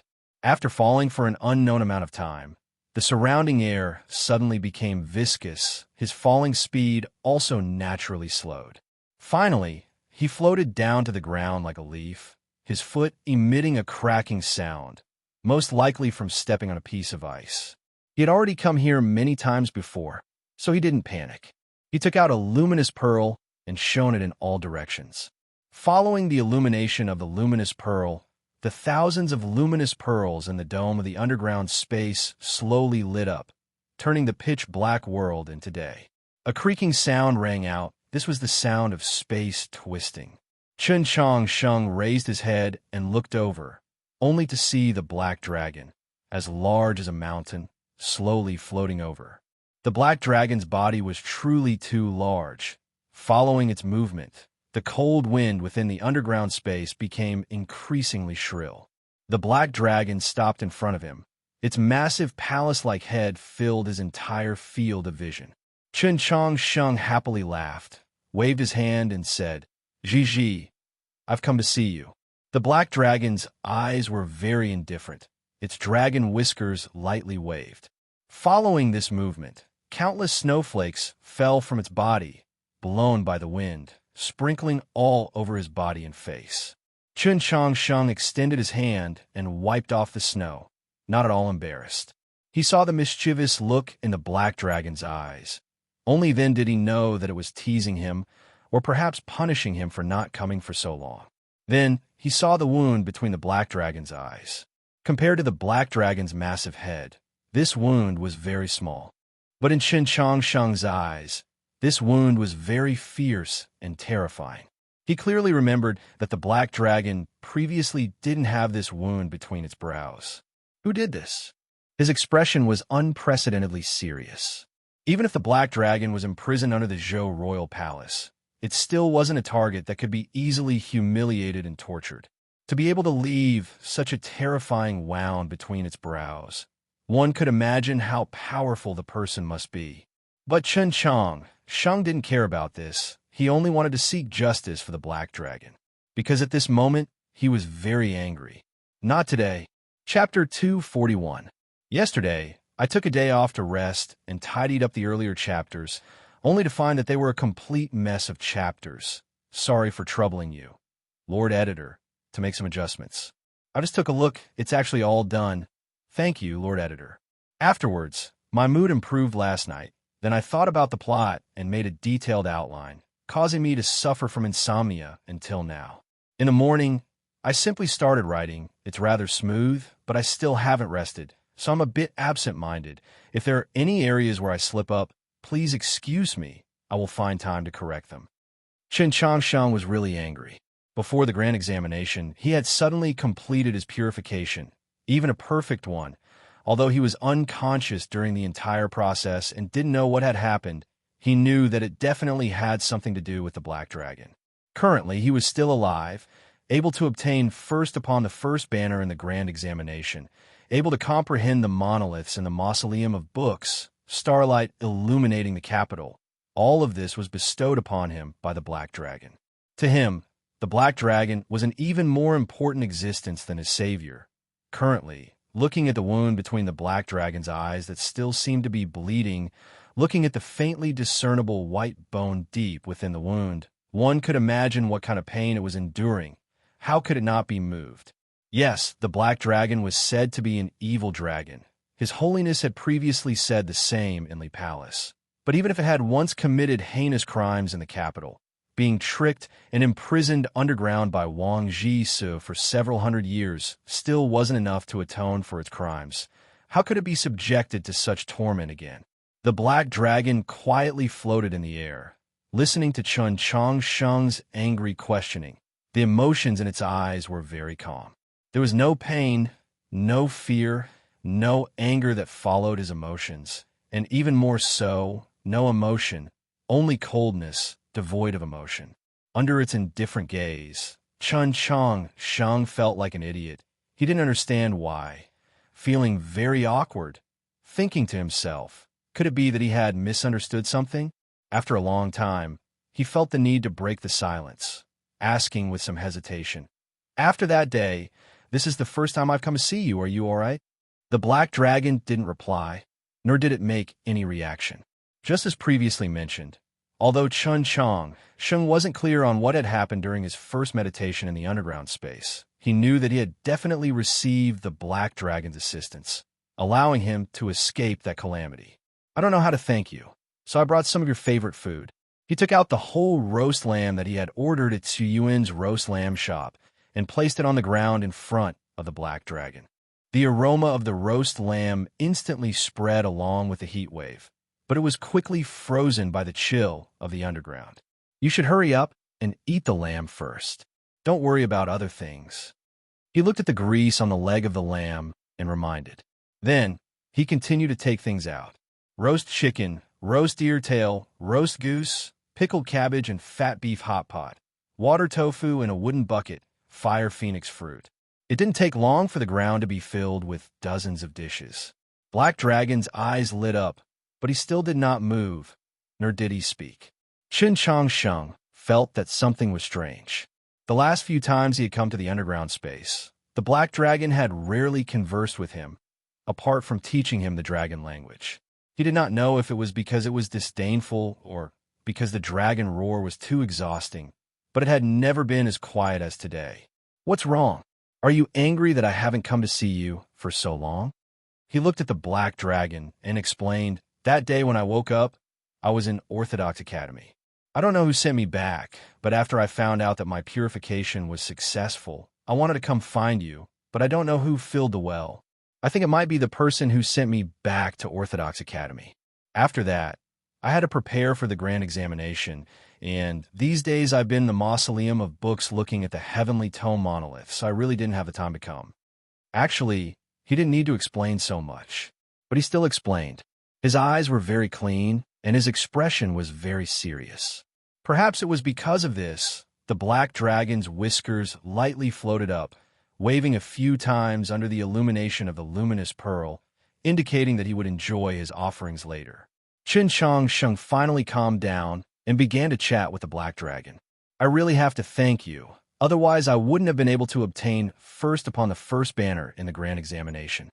He gave a detailed account of the grand examination, then talked about how the Pope personally put a garland of thorns on him when the rankings were announced. He didn't mention what had happened in the Pavilion of Ascending Mist, but the scenery of the Mausoleum of Books and the stories within the monolith huts were very clear and detailed. I've seen many rubbings of monolith inscriptions, but before entering the Mausoleum of Books, I always had some sort of fantasy, always thinking that the hardest monolith to understand might be written in the dragon language. Sheng looked at the Black Dragon and laughed, saying, "When I was young, I studied the dragon language, and after being taught by you for so many days, if the monolith inscriptions were really in the dragon language, then it would naturally be much more convenient for me than for other people." The Black Dragon's gaze towards him was full of ridicule and contempt. He was a little embarrassed, gave a few chuckles, and said, "Only after entering the Mausoleum of Books and seeing those monolith inscriptions did I realize that I was overthinking." This was originally a rather embarrassing matter, but he laughed very happily. The laughter gradually subsided. He looked at the Black Dragon and seriously said a few words. When he said these words, his expression was extremely solemn, even somewhat solemn. "After viewing the monoliths in the Mausoleum of Books for over 20 days, on the last day, I finished viewing all 17 monoliths of the front mausoleum. In the end, I discovered a secret: the stars can move." Previously, when facing the Pope in the Li Palace, he had not even mentioned this matter. However, the Black Dragon was very dismissive of his trust, and even found his solemnity funny. The ridicule and contempt in the dragon's eyes grew even stronger. Sheng stared blankly, only reacting after a while. Dragons were the creatures that could fly the highest in the world. They could pierce through the clouds and go above the 9 heavens. It was rumored that the Black Frost Dragons, the royal race of dragons, could even fly freely in the Milky Way when they matured. Even if the black dragon had never flown freely in the Milky Way, how could he not know that the stars could move? In his view, this completely overturned common sense, even a completely new discovery that went against the truth. But to the black dragon, it was the most ordinary of things. He had so solemnly told the black dragon that the stars could move, just like telling the fish that the bottom of the water was calm, and telling the birds that the clouds were actually mist. I think I'm overthinking it again. He looked at the black dragon and said somewhat helplessly, and also somewhat at a loss, "If that's the case, then many people should know, but why has no one ever mentioned it?" The black dragon still ignored him. Chen Changsheng could only not think about these things, and instead think about those things that were worth being happy about. He happily said, "Did you know? I'm now at the upper level of ethereal opening." In his view, the black dragon was at least several hundred years old, so it was naturally an extremely old senior. To obtain some results with the help and care of this senior, he obviously had to promptly report it. The black dragon looked at him, its contemptuous and mocking expression still on its face. Chen Changsheng continued to say, "Previously, when I went to Li Palace, I found out that His Holiness is actually my martial uncle. Yes, he said that I'm the only successor of his school, so in the future, the orthodoxy will be inherited by me. Although I feel that this is very absurd, I also feel that His Holiness is serious." Hearing these words, the contemptuous and mocking expression in the black dragon's eyes finally disappeared. Even if it was the noblest and most powerful of the dragons, when facing the successor of the orthodoxy, it still had to show the corresponding respect. Of course, in reality, Chen Changsheng thought about it, then changed the topic and said, "I have to go on a long journey to the Garden of Zhou. It might be a very long time before I can come see you. Yes, my fiancée is Su Yurong. She should also be going to the Garden of Zhou. I think that if I can meet her, I will return the marriage contract to her. This is her father's request. I know that she doesn't want to marry me, but if I return the marriage contract to her, she won't be happy. Her maid, Shuang Er, once went to the Orthodox Academy to find me. I can guess her intentions. She wants to borrow this marriage contract and borrow my name as her fiancé to pretend to be husband and wife so that she can focus on cultivation. This matter doesn't seem to be harmful to me, but I don't like it, so I don't like her like this. So I will directly break off the engagement with her." Chen Changsheng spoke of the most important decision in his heart, and immediately felt much more relaxed. He stood up and bid farewell to the black dragon. "After I return from the Garden of Zhou, I will come see you again." The black dragon looked at him in silence, its eyes slightly brightening, as if it wanted to say something, but in the end, it didn't say anything. Perhaps it wanted him to stay a little longer. After leaving the underground space, the place that he came out from was still that deserted, abandoned palace. It was a pond that seemed to have very few people approaching. Chen Changsheng already had experience. He walked to the side of the pond, took out a towel, and wiped his wet body dry, then changed into a set of clean clothes. After doing all this, he discovered that a pair of dark eyes had been staring at him from a nearby cluster of flowers. He couldn't help but feel a little shocked. Shaking his head with a smile, he said, "Fortunately, you were the one who saw me." The black goat slowly walked out from the cluster of flowers, its expression indifferent and arrogant. Its meaning was very clear. "With that small appearance of yours, what's there to see?" Chen Changsheng hurriedly followed. The black goat didn't have a key on its neck. That key had always been in his hand. It was only responsible for leading the way. Passing through many layers of the palace, avoiding those guards and eunuchs, he arrived at the imperial city's secret door that was covered in ivy. Chen Changsheng took out the key, opened the door, and entered. He turned his head to look at the imperial palace in the darkness, silently thinking, just who was it that had always been helping him? Was it that middle-aged woman? Or was it His Holiness? In the underground space, he had said many things that he had never said to anyone else, to the Black Dragon, but he didn't mention Senior Yurun, nor did he mention a single word related to Xining Village's old temple. This was because His Holiness had already admitted that he had intentionally allowed him to see this Black Dragon. So what did this mean? There was nothing wrong with being cautious. Qin Chang Sheng returned to Orthodox Academy. The black dragon was still in the cold underground. It couldn't go anywhere, it couldn't even go home. It had already been several hundred years. Of course, it wasn't called Gigi. Its dragon race name was especially long. If it was described in human language, it would probably require several dozen pages of paper. Moreover, it hadn't been called by its kin for many years, so it had somewhat forgotten. The light from a nightly pearl gradually dimmed. In the cold air, a ray of magic power gradually disappeared. It was a divine ability similar to a camouflage. The black dragon that was floating in the air like a mountain range rapidly shrank. Accompanied by specks of light, it finally disappeared. A little girl dressed in black knelt on the ground. The ground was covered in ice and snow. Her expression was also as cold as ice. Her eyes were vertical, bewitching like the night. There was a red line between her eyebrows, like a cinnabar mole. Looking at the whole roasted lamb in front of her, she slightly wrinkled her eyebrows, somewhat displeased. She opened her mouth, speaking in human language. This idiot, does he want to stuff me to death?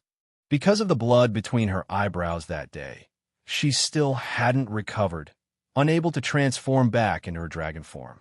A whole roasted lamb, to a little girl, could indeed only be seen, not eaten. Then she saw the braised chicken wings wrapped in oiled paper. She picked up a piece and placed it in her mouth, slowly sucking on it, her eyebrows beaming like a flower. Braised chicken wings, her favorite. Qin Changsheng also brought her some good cloud mist green tea.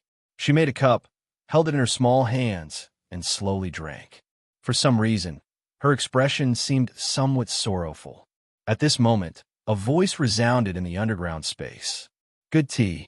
Hearing this voice, the little girl's expression changed slightly, a little loathing, but even more fear. Chapter 242. The cold wind suddenly stopped, and a luminous pearl suddenly lit up. The divine queen appeared in front of her and glanced at the two chains around her ankles. The tea is good. How? Was the person? The little girl stared at her cautiously and said nothing. The divine queen looked at her and said, You would rather give up the blood of the true dragon between your eyebrows to help Chun Chong Sheng. Do you really think you can hide what you want from anyone? The little girl put down the teacup and said indifferently, I don't know what you want to say.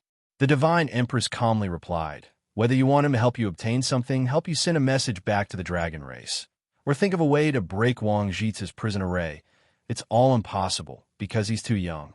If he wants to satisfy your request, he'll need at least 200 more years. The little girl finally realized that all her plans were in the hands of this terrifying woman. Her expression became colder and colder. So what? Qin Changsheng said many things in front of you. Since you have heard them, you should know that it is very difficult for him to live past 20 years.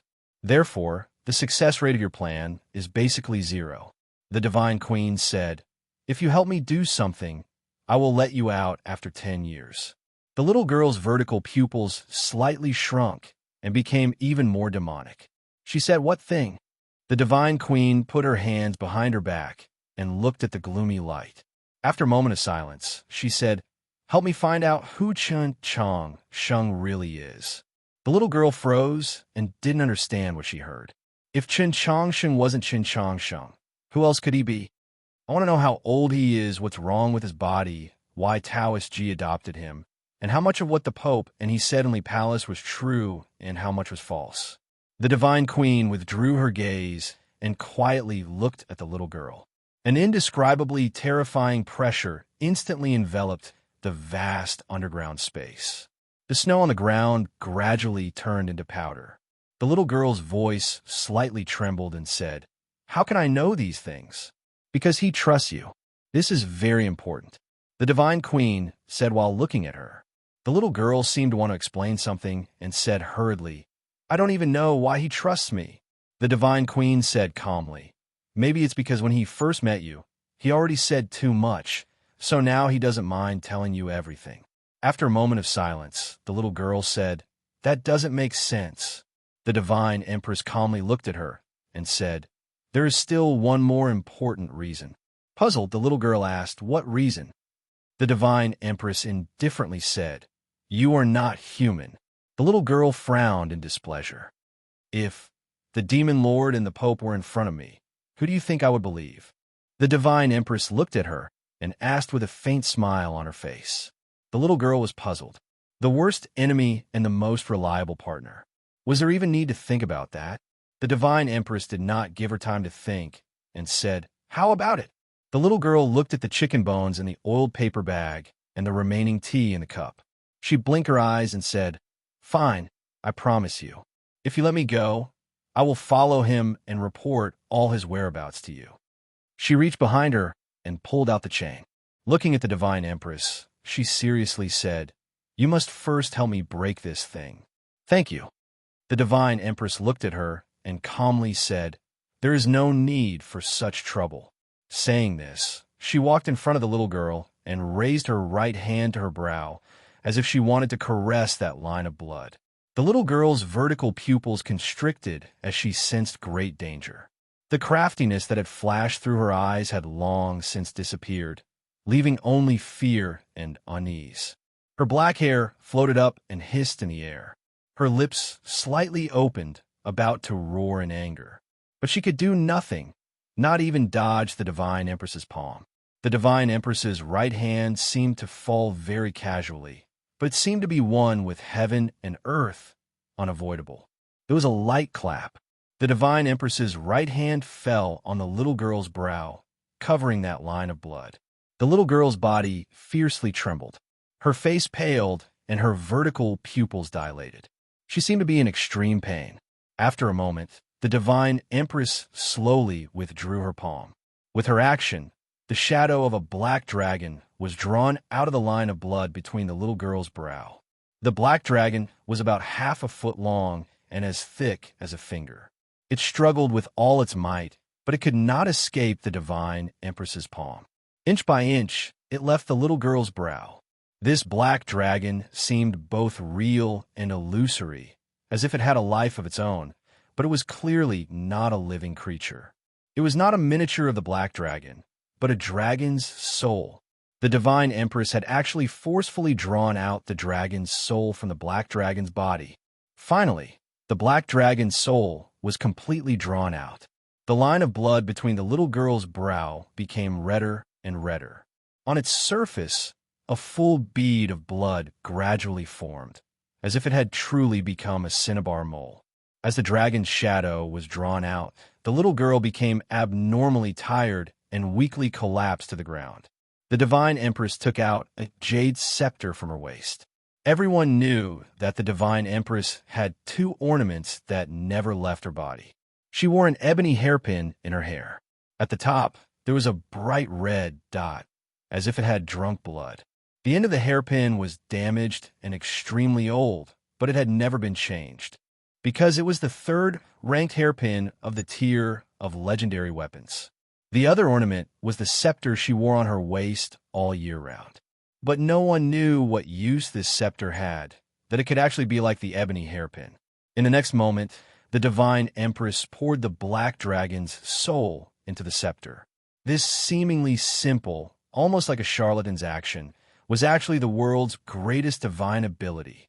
The jade scepter instantly came to life and transformed into a small black dragon. The small black dragon quietly lay in the divine empress's palm. It seemed very weak, but its eyes were very intense. Filled with endless hatred, it stared into the divine empress's eyes. "You are a member of the dragon race. Your bloodline is innately condensed. As long as the time is not too long, it will not harm you in any way. Moreover, if you had not willingly given up the true dragon's blood, even I would not have been able to steal away one of your 3 strands of dragon soul. So if you want to hate someone, you should hate yourself first." The divine empress looked at the small black dragon in her palm and calmly said, "You should be very clear on what kind of cruel fate will befall you if your soul leaves and cannot return. So on this trip to the Garden of Zhou, you should take care of yourself." The spring night was as bright and beautiful as the day. Under the starlight, the green trees seemed even more vibrant. The divine empress left the well and casually strolled through the thick spring atmosphere of New North Bridge. Not far away, there was a carriage. As she approached, the black rhinoceros that pulled the carriage humbly, or more accurately, reverently, knelt down. At the same time, a pale-faced middle-aged man also knelt down. The long river of history was still flowing. There were some people who had not died. Their names had not disappeared, but they were already destined to become the most unforgettable scenery in this long river. For example, Zhou Tong. It could already be confirmed that he would definitely be the most ruthless and treacherous official in the past tens of thousands of years.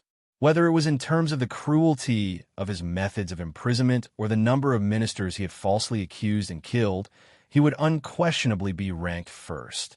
In the impression of the officials and the common people, Zhou Tong was a very mysterious person.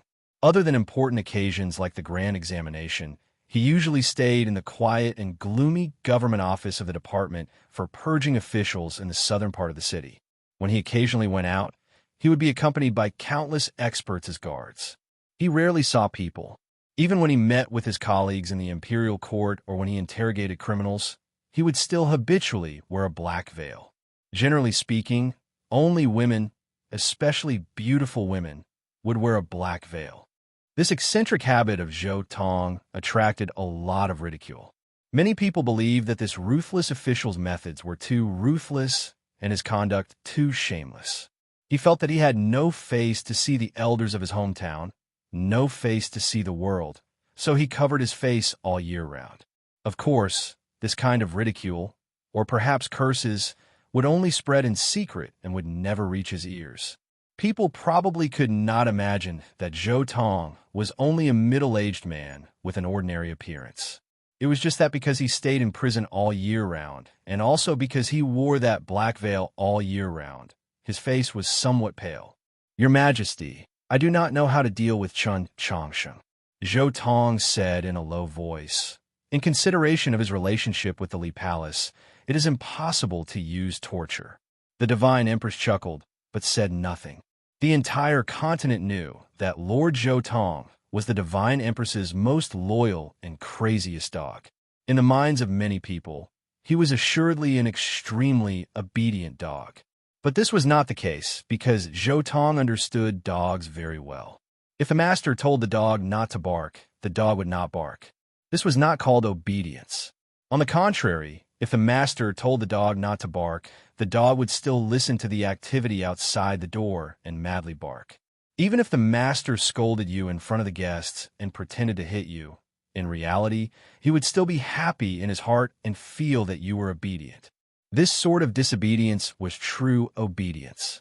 Zhou Tong was very clear on when he should bark, when he should remain silent, when he should leap forward and bite, and when he should directly bite the throat of Her Majesty's enemies. The Divine Empress had always been very satisfied with him. Even though he had committed so many evil deeds that he had already become a stain that could not be erased in the golden age of the Great Zhou dynasty, she had never thought of throwing this dog into a pot to cook and then having those people who had suffered from him eat him. This was because she was very satisfied that this loyal dog would not be as untamed as Su Shiji. Moreover, she did not even care about the evaluation in the history books. So why would she care about the discussion of the people of the world? What do you think we want to know from Chun Changsheng? The Divine Empress indifferently asked. It was very strange. Even after ascending to power, she rarely referred to herself as we, only in front of Zhou Tong. The ministers were also used to calling her the Divine Empress. Only Zhou Tong insisted on calling her Your Majesty. Zhou Tong said, "Since Your Majesty has allowed him to live until now, then you want him to say something. In the world, only the dead could not speak." After a moment of silence, the Divine Empress said, "I truly do want to know a few things." Zhou Tong whispered, "Can't use torture or death?"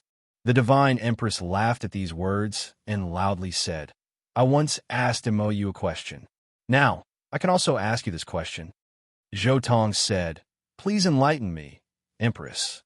The Divine Empress said, "Do you believe that there are people in the world who are not afraid of death?" Zhou Tong very seriously thought for a very long time and said, "I don't believe." The Divine Empress smiled and said, "I also didn't believe before, but later on, I realize that there are people who really are not afraid of death. Not waiting for Zhou Tong to speak, she continued, if people are not afraid of death, why should they be afraid of death? Zhou Tong thought hard, but could not understand. He asked, why is Chen Chongqing not afraid of death? Because he is a real person, a sincere person, a true lover. The Divine Queen put her hands behind her back and looked towards the direction of the Tradition Academy. There was another reason she didn't explain. That youngster was always accompanied by death, she silently thought, with such sincerity and no fear of death. If Chen Chongsheng could live past 20 years old, would he really become the second Zhou Dufu? Chapter 243. Leaving New North Bridge, the Black Rhinoceros pulled the carriage to the Orange Garden. A subordinate of the department for purging officials knocked on the gate of the Orange Garden. Mou, who was just about to rest, saw Zhou Tong standing in the hall and slightly creased her brow. You don't need to attend the court conference, but I have to get up early. Zhou Tong looked at the famous painting on the wall and said, previously, His Majesty and I were at New North Bridge. These words came out of nowhere and were very sudden. But Mou's expression turned grave. What do you want to say? I want to say that I'm very afraid. Zhou Tong calmly said, his pale face devoid of any fear. But for some reason, the Orange Garden, which was protected by an array and should have been as warm as spring, suddenly became much colder. Mou stared into his eyes and discovered that his pale white eyes were bloodshot, making him seem rather frightening. She asked, just what are you afraid of? Zhou Tong looked at her and began to chuckle. Are you not afraid? Mou expressionlessly said, I have no time to accompany your excellency in your madness. Zhou Tong's smile faded, and he expressionlessly said, the entire continent knows what the greatest problem facing the human world is, the imperial throne of the Great Zhou. Even if Her Majesty wants to return the throne to the imperial Qin clan, she has never been able to make up her mind, because the Tianhai clan will definitely be executed. Although it is said that the Tianhai clan is not equal to Her Majesty, Her Majesty is still surnamed Tianhai. How could she bear to see this? Mou creased her brow. You also said that the entire continent knows of this matter. Zhou Tong said, so Her Majesty has always been hesitating. The Tianhai clan believes that her hesitation is an opportunity. In the eyes of Prince Chanlu and the princes of the counties, this hesitation is the shadow of death. And there is another reason why Her Majesty has always been hesitant. The Li Palace has never clearly expressed its position. After a moment of silence, Mou said, just what do you want to say? Zhou Tong expressionlessly said, what I want to say is that His Holiness has finally officially expressed his position tonight. He does not agree. The orthodoxy does not agree. So will Her Majesty continue to hesitate? Mou did not respond. After the grand examination, a lot of people knew of the background of Chen Chongsheng's teacher, which was personally acknowledged by His Holiness. Chen Chongsheng's teacher was the previous principal of the Tradition Academy, a staunch supporter of the royal family. Over 10 years ago, he allied with the royal family in an attempt to overthrow the Divine Queen's rule. And tonight, His Holiness had made Chen Chongsheng the principal of Orthodox Academy. The attitude of this decision was very clear. If the Divine Empress insisted on having the Tianhai clan inherit the throne, the Pope and the Li Palace would no longer stand by her side like they did in the past, and would instead become the Orthodox Academy of the past. And Mou asked, do you think the Empress has already made up her mind? After a moment of silence, Zhou Tong said, His Majesty can voluntarily abdicate in exchange for the continued existence of the Tianhai clan. Preposterous. And Mou said angrily, how can the Empress abdicate? Moreover, if the imperial family's promise is trustworthy, why would Your Highness hesitate for so many years? What if His Holiness is the guarantor? Zhou Tong stared into her eyes and said, do you think that even if Prince Chanlu ascended to the throne, would he dare to disregard the orthodoxy? Mou was slightly startled upon hearing this. She remained silent for a long time before saying, if that's really the case, she suddenly smiled and said, it's also a good thing. The stable succession of the Great Zhou's imperial throne is of course a good thing for the human world. If the Tianhai clan can be preserved, even if it's not as glorious as it is now, it's still not bad. Zhou Tong gave her a faint smile and said, "But for the two of us, how is it good?" Mo Yu calmly said, "The Empress will naturally make arrangements for us." Zhou Tong said, "I will say something disrespectful, but there will come a day when His Majesty travels the sea of stars on a chariot. If that day really comes, where will you and I go?" Mo Yu said nothing. Zhou Tong stared into her eyes and continued, "You listened to His Holiness and did many things, so why doesn't the Empress blame you? Because the Empress clearly understands the unease in your heart, just like the fear I spoke of before. The people in the Li Palace have never liked you and me, so you want to ease the relationship between us." Mo Yu met his gaze and calmly said, "So what? If that day really comes, you definitely won't be able to continue living. There are far too many people who want you dead, and as long as I live, nothing else matters." Zhou Tong gave her a faint smile and said, "Is that so? When the time comes, no matter who of the Chun clan becomes emperor, you will either die or become his woman. Are you really willing? It doesn't matter to me." Mo Yu's expression flickered, and she somewhat irritably yelled, "Just what do you want to do?" Zhou Tong replied, "First of all, we have to at least guarantee that His Majesty won't make a decision so quickly." Mo Yu thoughtfully said, "You want to break the tacit understanding between the Empress and His Holiness?" Zhou Tong replied, "I don't dare. I just want to make His Holiness's declaration lose its effect." Mo Yu shook her head. "You can't kill him, and the Empress will definitely not agree, because he has done meritorious service to the great Zhou, at least not now." Zhou Tong expressionlessly said, "I've killed many meritorious ministers and good generals." Mo Yu stared into his eyes and said, "But he has done a great service." Going from meditation to ethereal opening was one of the three most difficult hurdles on the path of cultivation. This was because it was the first time a cultivator experienced a test of life and death. The slightest carelessness could lead to chi deviation and confusion, or even death on the spot. The death rate was so high that over the countless years, there were actually many cultivators who could clearly see the threshold of ethereal opening, but did not dare to take a single step towards it. In the Mausoleum of Books, Chun Changsheng had comprehended the 17 monoliths of the front mausoleum and triggered the phenomenon of starlight, which had indirectly helped several dozen monolith viewers break through. In just a single night, the human world had gained so many young, ethereal opening cultivators. Even the Ivy Academies and Scholatry Manor, Mount Lee's Holy Maiden Peak, could not produce so many ethereal opening disciples every year. And in the future, just how many of these people would be able to reach star condensation and become true experts? Just as Gohan Sure had said, everyone should thank Shin Changsheng. The various schools and sects should thank him. The great Zhou and the entire human world should thank him.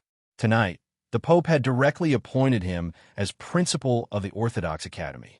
There was actually no opposition within the Orthodoxy, and presumably no one outside the Orthodoxy would dare to oppose it tomorrow. This was because everyone knew that this was a reward for his service. Zhou Tong was silent for a very long time, then suddenly said, "His Majesty just said that he is a real person." Mo Yu was slightly startled upon hearing this. She did not think that the Empress would have such a high evaluation of Chun Changsheng. Meritorious service can't be killed, real person can't be killed, but he still has to do something. Zhou Tong shook his head and walked out of the orange garden, constantly mumbling, just like an old granny with a chatterbox. Mo Yu looked at his back and felt somewhat uneasy. In the small building of the Orthodox Academy, that warm bedding really smelled good. She did not want to not be able to smell it in the future. No matter how warm the bedding was, it could not make Shin Changsheng stay for even a moment longer. At 5 in the morning, he promptly woke up, opened his eyes, washed his face, and rinsed his mouth, then went with Xian Yuanpa to the Mausoleum of Books. The soldiers responsible for guarding the Mausoleum of Books most likely did not know of the Orthodoxy's newest appointment. Everything was as usual. People continued to walk out from the Mausoleum of Books. Some were viewers of the monolith from the previous year, but even more were examinees of this year's grand examination. These people were all like Chun Changsheng, preparing to go to the Garden of Zhou. Looking at Chun Changsheng, who was standing outside the stone gate, people were like the soldiers. They didn't know that he had already become the principal of the Tradition Academy, but they all greeted him very seriously, even if some people's expressions were a bit unnatural. Gohan sure escorted Qi Jian and Liang Xiaoxiao out. Only then did Chun Changsheng know that Tang 36 was still in a state of mental travel after breaking through, so he could only turn around and leave, although it was a little regretful. That night, after Zhixio finished the acupuncture, he went to the library to meditate, while Chun Changsheng and Xian Yuanpa began to clean up the kitchen. Tang 36 would not leave the mausoleum of books at 1:30. They might also have to stay in the Garden of Zhou for 100 days. The kitchen had not been used for a long time. There were many things that needed to be cleaned and put away. It's not like I can go. I'm really useless. Xian Yuanpo's back was facing him. He sat by the basin, washing the pot, and said in a muffled voice, "The Garden of Zhou could only be entered by cultivators of the ethereal opening realm." Chun Changsheng looked at the back of the Yao youngster, remembered the scene when he saw him at the night market last year, and comforted him. "It's okay. I just need some time." Yes, Xian Yuanpo's bloodline talent was actually very outstanding. Otherwise, he would not have become the focus of Star Caesar Academy. But on the first night of the Ivy Festival, he was injured by Tian Haya air too heavily. His entire right arm was completely crippled. Although it gradually recovered under Chun Changsheng's treatment, he still needed to cultivate again. But as long as he had enough time, he would definitely recover to his original state. In addition to Chun Changsheng's research on the meridians of the Yao race and the cultivation methods of humans, he would definitely welcome an extremely powerful explosion. Immediately after, Chun Changsheng very naturally thought of Tian Haya air, that little monster that once made many people feel nervous. He couldn't help but shake his head. He could never get rid of that feeling of disgust. Just like how many women were never able to eliminate their fear of mice, whether they were experienced and knowledgeable or had stayed in the boudoir for a long time. Even star condensation female experts had heard rumors of mice frightening them to the point of shrieking in fear. Suddenly, a rustling sound came from the corner of the kitchen. Then, a few squeaks sounded. The sound was very weak. If Xian Yuanpa and Chun Changsheng weren't cultivators, they probably wouldn't have been able to hear it clearly. I just cleaned it the day before yesterday. There's actually a mouse again?" Xian Yuanpa stood up, wiped his wet hands on his clothes, took out a half-burnt piece of firewood from the stove, and walked towards the corner. In the corner of the pile of junk, something faintly moved. "It's pretty big." Xian Yuanpa widened his eyes, tightly gripped the burnt piece of firewood, and used all the strength in his body to smash it down. Chun Changsheng thought to himself, "Why is there a need to use so much strength? Even if the big mouse is beaten to death, the ground would still have several cracks." Suddenly, he felt that something was wrong. He felt that the previous sound was rather familiar. He opened his mouth and extended his hand, wanting to stop Xian Yuanpo's actions. But how could he make it in time? With a muffled sound, all the junk was smashed into powder. The front half of the burnt firewood suddenly disappeared. Under the terrifying impact, dust flew everywhere. The dust gradually settled. Xian Yuanpa stared at the black, thin, and long creature that was still bouncing on the ground. He was very surprised. He loudly said, "What is this thing? It's not dead yet." The black creature flew up and arrived in front of Xian Yuanpo's eyes. Xian Yuanpa thought it should be a snake or a limbless lizard. But how could it fly? With a crisp paw sound, the black creature swung its tail and slapped his face. Xian Yuanpa was stunned. Looking at the scene in front of him, his mouth opened wider and wider. His tongue became more and more clumsy. He panicked and shouted, "Dragon, dragon, dragon, dragon, dragon." Then he directly fainted. The 3 words "big mouse" have a lot of meaning to me. This is probably the first time in my life that I've slept so early. I really can't remember. See you tomorrow. I'm going to sleep.